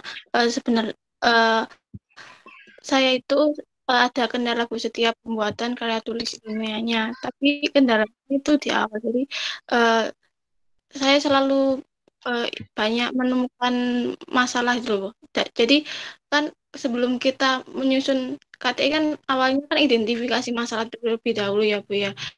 Di situ saya sudah menemukan maksudnya masalah apa yang ingin saya angkat. Tapi selalu saya kesulitannya itu di solusi Bu. Maka dari itu membuat saya kesulitan itu. Mungkin saya mohon bantuan untuk mempermudah gitu Bu. Bagaimana caranya Oke. untuk mencari itu? Ya. Oke, baik Mbak. Ini saya balik lagi ya ke slide pertama saya nih kalau nggak salah. No, kan temenan. Jadi supaya tidak kesulitan dalam membuat karya tulis ilmiah itu ternyata ya tipsnya ini Mbak, 3 ini. Melihat, mendengar, baca. Nah, kenapa Mbak Erni itu suka kesulitan? Mungkin melihatnya udah cukup gitu ya. Bu, saya tahu Bu masalahnya. Saya paham kok ininya gini. Tapi waktu nulis, ya susah itu. Biasanya kalau nulis tok susah, itu kurang baca, Mbak. Betul ya, karena kalau kamu sudah baca KTI banyak, wah ini tok ini. Isok kok tangan itu dengan mudahnya menari di atas keyboard. Itu serius, Mbak. Saya pun dulu sebelum hobi nulis itu juga walah sampai stres gitu ya, bikin paper satu yang nggak selesai gitu ya, sampai stres itu. Tapi karena seiring berjalan saya sering baca paper, lah mek ngene to ya cenderung meremehkan ya. Lah gitu ya. Akhirnya karena sudah tahu oh triknya gini gitu ya.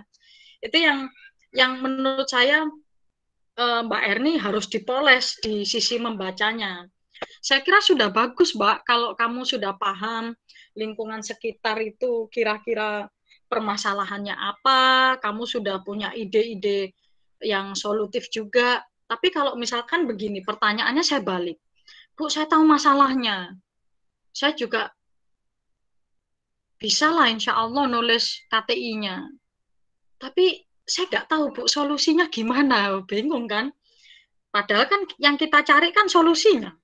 Ya kan? Kamu menulis KTI itu pasti harus memberikan solusi kepada banyak orang atau segmen tertentu gitu ya. Nah, yang susah itu di situ, Mbak. Ketika kita punya solusi itu kamu harus diskusi. Oleh karena itu sangat tidak disarankan sebetulnya dalam membuat karya tulis ilmiah itu sendirian. Harus punya partner untuk diceritani. Kenapa saya bilang begini? Karena saya pernah ngobrol sama partner karena dia kebetulan sudah sering saya curhati gitu. Aku pengen gak gini, gak ngono, gak gini, gak ngono. Udah punya ini ya permasalahan dan solusi-solusinya dicuri ide saya. Ide saya dicuri tuh, Mbak. Loh, Bu, ide bisa dicuri? Yo bisa, sangat bisa gitu kan. Ide dicuri gitu ya. Nah, terus gimana? Ya itu semenjak itu akadlah di depan. Ayo, sampai aku nggak KTI yuk. Lapa iku ngene awakmu kan biasanya pinter. Duwe ide-ide ngene. Aku punya masalah gini, idemu apa? Nah, pancing dia untuk ngasih ide. Kayak gitu, kamu punya ide, dia punya ide, tapi kamu simpen dulu idenya. Jangan brodolno dulu, Mbak. Jadi biar dia mbok gali dulu, oh iya yo, ya apa lek ditambah ngene ya, kamu baru masuk di situ. Makanya sangat disarankan KTI itu tidak sendirian. Tapi in case Mama Pres ini, mohon maaf Bu Yunita, memang harus sendiri-sendiri kayaknya ya. Sehingga memang harus diupayakan semaksimal mungkin begitu ya dalam membuat karya tulis yang sesensasional mungkin gitu ya. Itu sih Mbak, kalau saya melihat pertanyaanmu tadi, masalahnya hanya kurang membaca. Jadi kamu belum benchmark ke karya tulis yang lain gitu. Nanti kalau udah nemu, sampai kamu bilang di dalam hati, yalah, ini tok tahu. Itu seneng saya. Berarti kamu udah nemu cara membuat tulisan KTI itu gimana, itu kamu udah nemu. Kalau udah ngeremehin, yalah, harus ngerti berarti. Itu bagus sih, sudah perkembangan bagus lah gitu ya. Satu step melangkah lebih baik gitu ya, lebih maju. Oke, sudah cukup jelaskah Mbak Erni atau masih ada yang perlu didiskusikan? Iya Bu, terima kasih Bu atas jawabannya Bu. Terima kasih. Siap, sama-sama Mbak. Oke, ada lagi yang mau ditanyakan, Mas Mbak? Silakan. Silakan. Saya mau bertanya, Bu.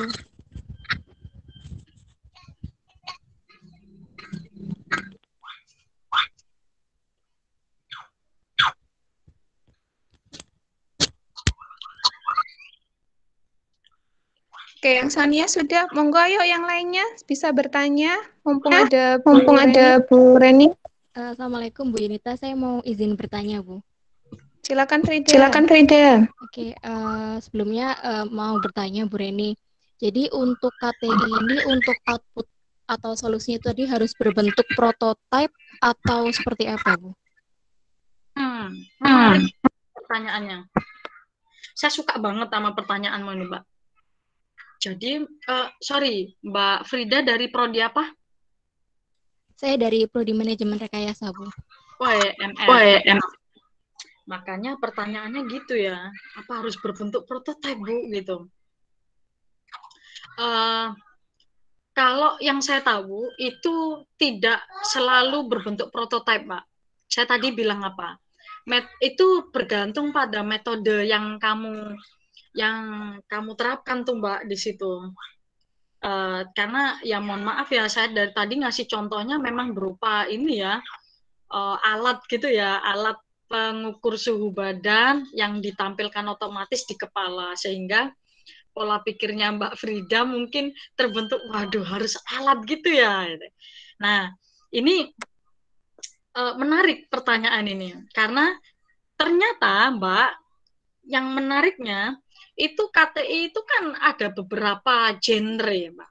Contoh KTI untuk apa? PKM 5 bidang. Itu kalau nggak prototipe, nggak laku, Mbak. Nggak kepilih kamu. Nah, seolah-olah stigmanya begitu kan. Coba lihat, PKM, Sokers, harus jadi kan biskuitnya, bener ya?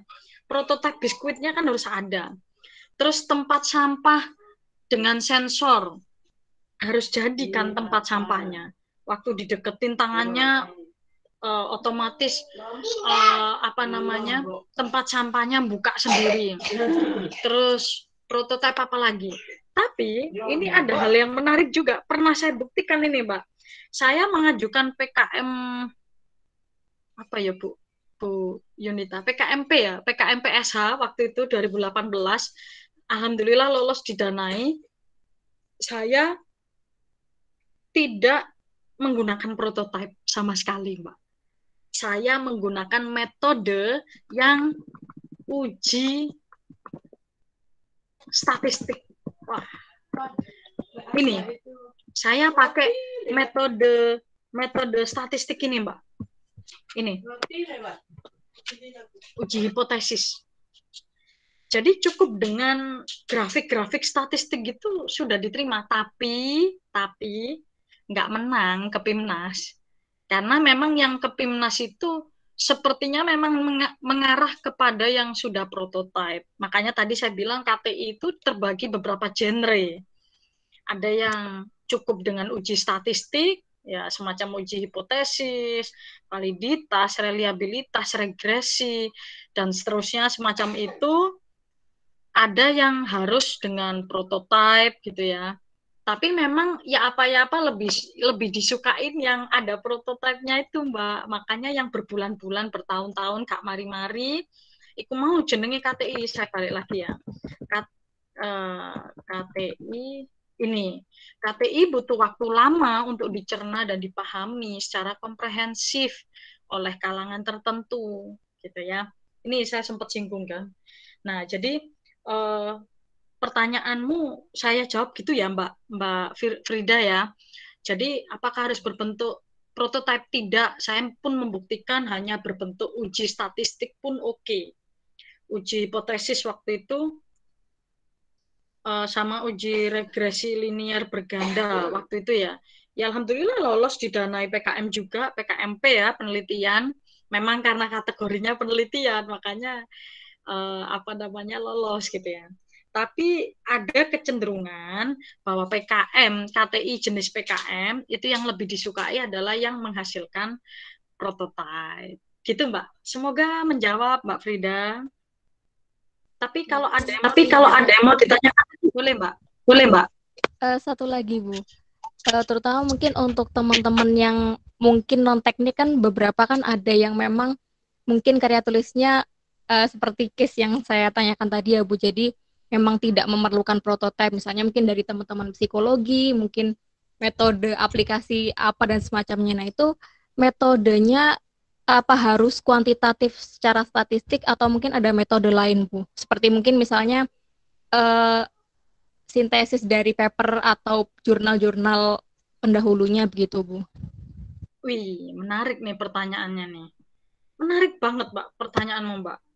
Oke, Mawapres anu iki, Mawapres tenan nih. Teko mana Mbak tadi Mbak? MR ya? Mawapres tenanan nih Yunita. Amin, amin. Oke, saya jawab gini Mbak. Kalau berupa sintesis beberapa jurnal, itu memang ada metode yang, mohon maaf, saya memang nggak menerangkan. Itu ada namanya ini Mbak, tapi nggak terlalu ini ya, nggak terlalu beken gitu ya, apa ya, nggak terlalu terkenal gitu Mbak. Tapi saya kira kok anu ya, memberatkan gitu loh, memberatkan dalam artian berat di kaliannya waktu bikin. Ada metode itu namanya systematic literature review. Itu yang tadi kamu bilang Mbak, sintesis dari beberapa paper, kemudian kita bikin ini, boleh Mbak. Dan kalau sudah apa ya, ke arah sini itu kamu mengarah ke invensi, ke penemuan yang memang tidak dilirik oleh orang manapun gitu. Jadi benar-benar systematic literature review itu gini. Dari sekian banyak penelitian orang, kamu akan menemukan ini loh yang nggak diteliti orang. Kamu akan menemukan gap ini. Mana ya? Ini, gap ini Mbak. Dari sekian banyak yang diteliti orang, entah terpecahkan, entah tidak, tapi ada yang tidak dikerjakan, tapi nggak punya harapan ke depan tuh gimana? Nggak ada. Kamu juga nggak punya cita-cita, harusnya gini loh, nggak ada. Ini dicoret ya, bayangkan ini ditutup, nggak ada. Jadi yang kamu tahu, oh orang-orang udah melakukan ini, saya mau neliti ini, ada nggak orang yang ngerjakan penelitian yang serupa? Oh, nggak ada. Oh ya sudah, tak kerjakan gitu. Untuk memantapkan hati bahwa oh karya tulis ilmiah ini nggak ada yang ngerjakan. Dan itu mohon maaf Bu Yunita dan teman-teman yang lain, saya tidak menyarankan untuk dalam rangka Mawapres ini loh ya. Tapi kalau untuk mau tesis S2, masuk daftar S2, kamu mau publikasi silahkan mengarah ke sana. Untuk mau S3 silahkan. Tapi kalau untuk konsumsi yang karya tulis yang Mawapres, kalau nggak salah ada timelinenya, saya lupa sebulan lagi kalau nggak salah, kalian disuruh menyerahkan KTI, itu saya nggak kepengen yang memberatkan, makanya slide saya cenderung ringan gitu ya, enteng untuk dicerna, dipahami gitu ya. Makanya saya tidak membahas sampai sana, Mbak Frida. Tapi kalau ditanya itu saya bisa jawab panjang lebar pun bisa, tapi saya kira enggak pas gitu Mbak, enggak pas untuk pembahasan itu di dalam konteks Mawapres ini ya, KTI-nya teman-teman ini ya, bukan tempat yang tepat gitu ya. Nah, saya kira itu, jangan yang berat-berat Mbak. Jadi kalau ada anak psikologi itu silakan bermain di uji statistik, mencari responden, kemudian diuji statistiknya berapa, dan itu sudah lumrah kok. Metode kuantitatif versi anak ini ya, apa sih, anak FISIP, ilmu sosial dan ilmu politik, kemudian anak apa nih, FEB gitu ya, ekonomi dan bisnis, akuntansi, manajemen, ekonomi syariah, itu seringkali mengarah ke sana gitu ya. Bahkan kalau ada anak XR nih, misalkan di edukasi untuk ini ya, menganalisis secara teknikal saham gitu ya, saham syariah, itu silakan survei aja gitu loh. Survei di pasar modal itu tetap kuantitatif jatuhnya. Survei di pasar modal gitu ya, pasar modal syariah, kira-kira orang-orang itu kapan sih dia beli, kapan dia jual, itu dia bisa analisa kuantitatif, tidak harus kualitatif ya. Jadi memang saya akan mengarahkan KTI itu ke kuantitatif gitu ya, Mas Mbak ya. Ini mohon izin Bu Yunita untuk di apa ya, saya menjadi pemakluman aja sih. Mungkin Mbak Frida salah satu yang apa ya, beyond expectation ya, bisa sampai mengungkit SLR ya, Systematic Literature Review, tapi mohon maaf Mbak, mungkin bukan ranahnya di Mawapres gitu ya, KTI-nya Mawapres. Terlalu sulit nanti Kak Mari-Mari KTI-mu ya. Saya kira mungkin itu. Kalau Bu Yunita ada tanggapan, monggo Bu, menambahkan Bu.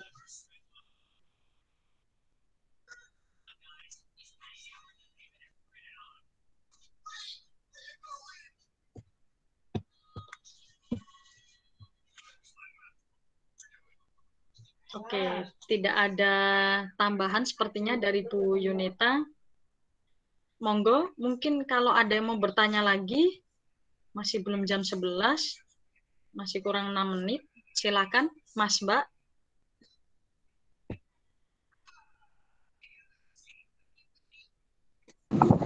Masih ada waktu Bu, sedikit lagi mungkin. Teman-teman, apa ada lagi yang ingin ditanyakan teman-teman?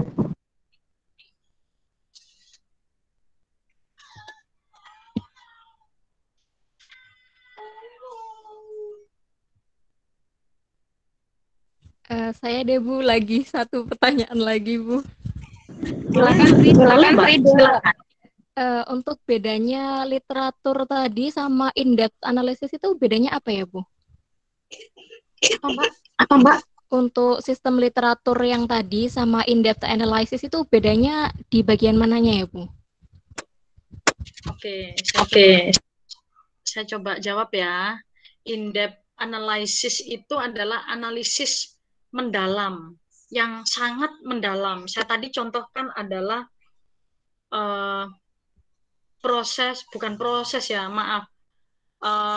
terbentuknya Candi Borobudur gitu.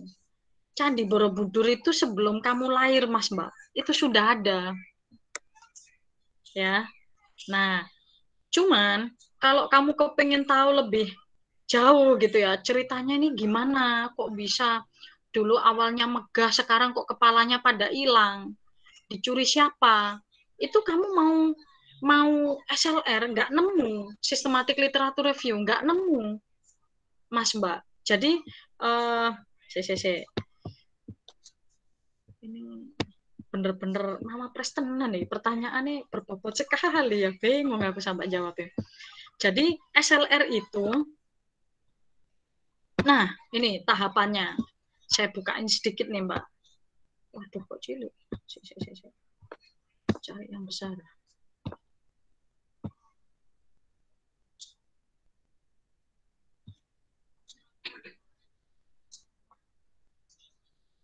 Ini aja deh.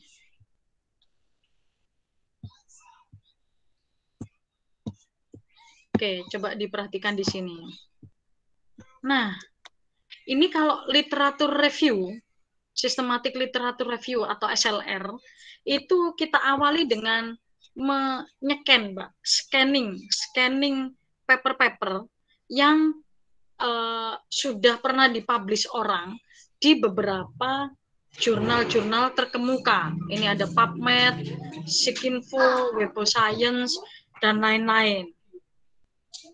Gitu ya. Kemudian kalau ada yang double-double dihapus. Kemudian ini, nah ini kalau misalkan ini saya bawa pendekatan Candi Borobudur tadi itu nggak cocok. siapa yang neliti Candi Borobudur misalkan? Oh ada Bu penelitian Candi Borobudur, kemana arcanya hilang, kemana ininya hilang, misalnya gitu ya. Kemana semuanya itu gitu ya misalkan. Itu sepertinya nggak ada tuh yang publikasikan paper seperti itu. Sehingga satu-satunya solusi adalah in-depth analysis kalau untuk mencari tahu sesuatu yang berhubungan dengan apa istilahnya, ya tadi tuh ya, barang-barang kuno atau yang memang harus nggak harus barang kuno sih, barang langka yang orang tuh tidak mungkin publikasi. Nah, itu bisa dilakukan dengan in-depth analysis. Saya contohkan yang kedua. Ada contoh kasus orang menderita penyakit langka di dunia. Siji tok. Ya gak siji tok sih, paling 100 lah, tapi sedunia ya. Di antara miliaran penduduk dunia, hanya 100 yang terjangkit penyakit itu, misalkan begitu ya, misalkan. Nah, itu jarang sekali dipublikasikan orang. Kamu harus menemui dokter yang memeriksa penyakit itu. Kemudian kamu analisis orangnya sedalam mungkin. Pertanyaannya itu lebih dalam lagi. Gitu. Coba kita lihat. In-depth analysis ya.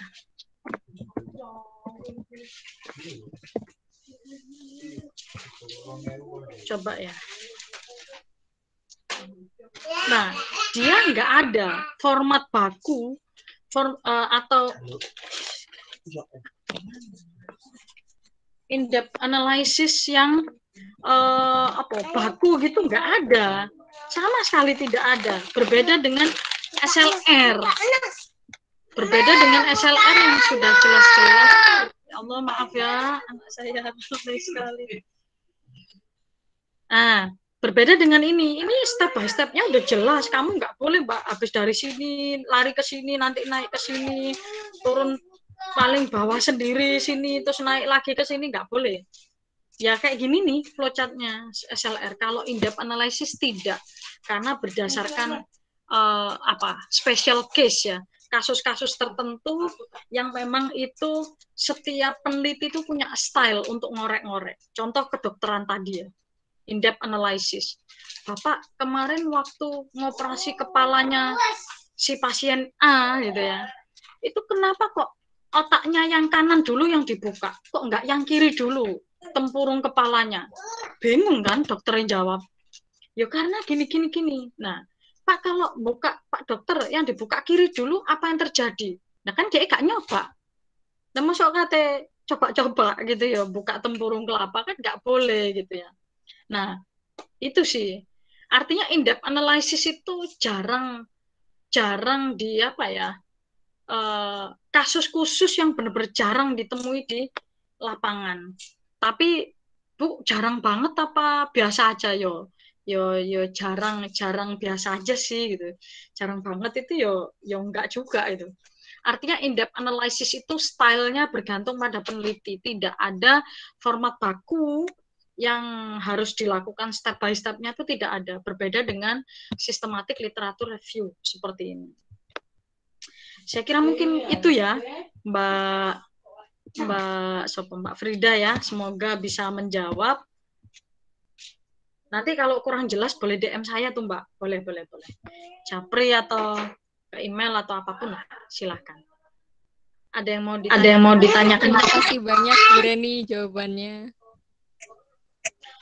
Siap, Mbak Frida, sama-sama.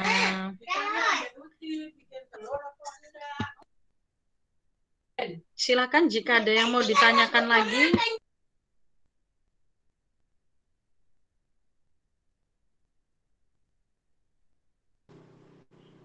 Cukup? Nggak ada pertanyaan lagi nih kira-kira?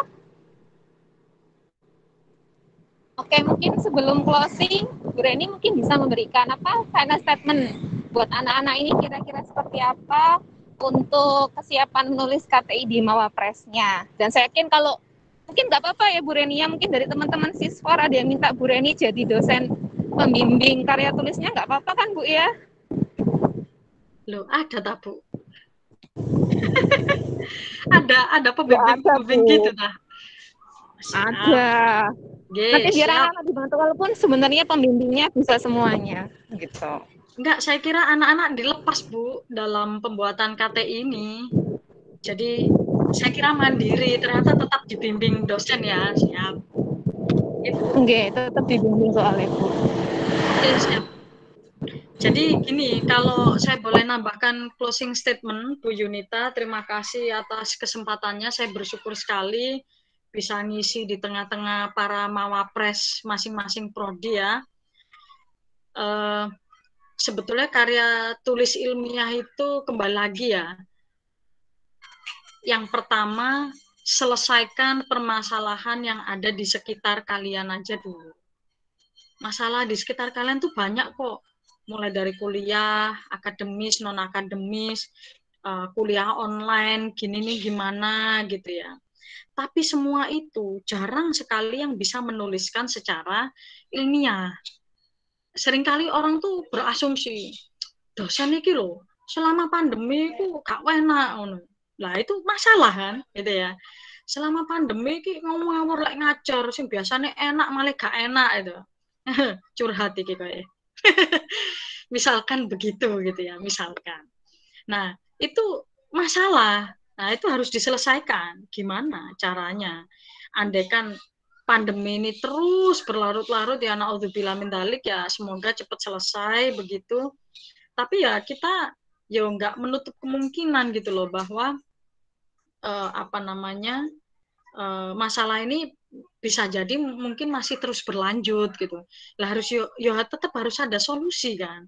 Ya udah pikirkan tuh solusi apa, browsing, kuliah online kendalanya itu gimana. Kamu cari paper orang ada nggak yang pernah bahas itu. Kalau ada solusi apa yang pernah dia tawarin sebelumnya, kok nggak berhasil ya di kampus saya gitu kan. Nah, itu yang menurut saya sih ini ya menjadi hal yang bisa dibilang unik, masing-masing kampus mungkin tidak sama gitu kan. Nah, yang kedua, jangan lupa ketika kamu melihat permasalahan itu, kamu juga harus yakin bisa dapat datanya. Bu, ketika kita nggak dapat datanya, jangan berharap itu namanya KTI.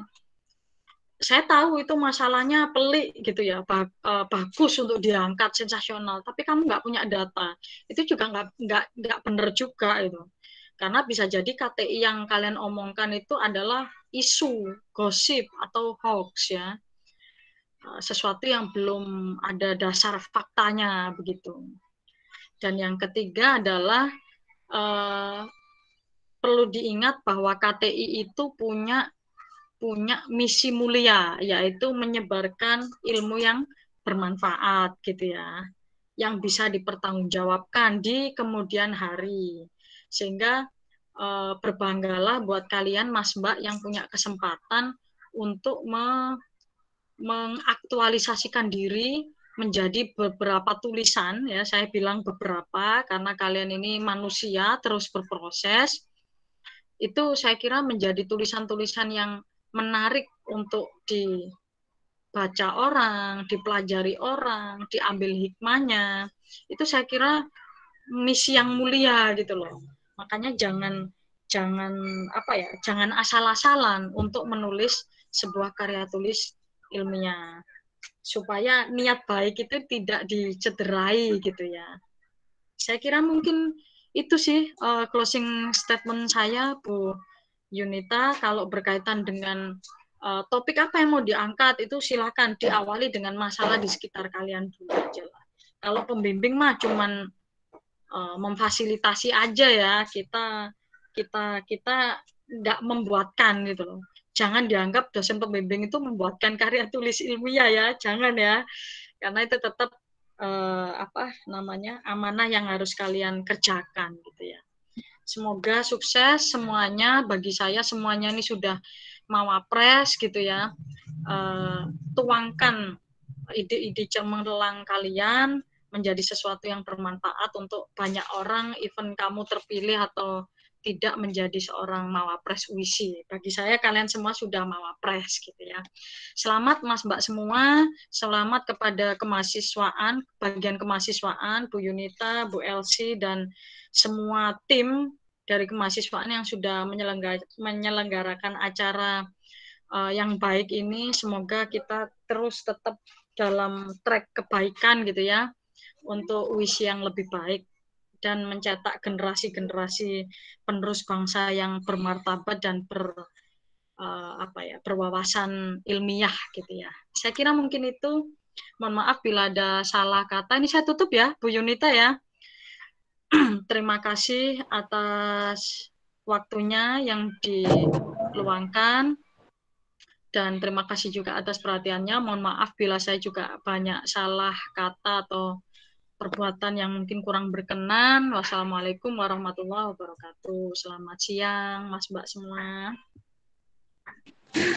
Waalaikumsalam warahmatullahi wabarakatuh. Terima kasih Bu Reni. Ini mewakili Bu Yunita. Bu Yunita sedang di rumah sakit, kebetulan periksa. Semoga ilmunya bermanfaat buat teman-teman. Ya, kita akhiri untuk materi yang dari Bu Reni. Nanti kita akan hadir lagi jam 12.15. Jadi teman-teman bisa live dulu, nanti bergabung lagi jam 12.15 ya. Terima kasih. Assalamualaikum warahmatullahi wabarakatuh. Waalaikumsalam warahmatullahi wabarakatuh. Makasih Mbak Zana. Ibu.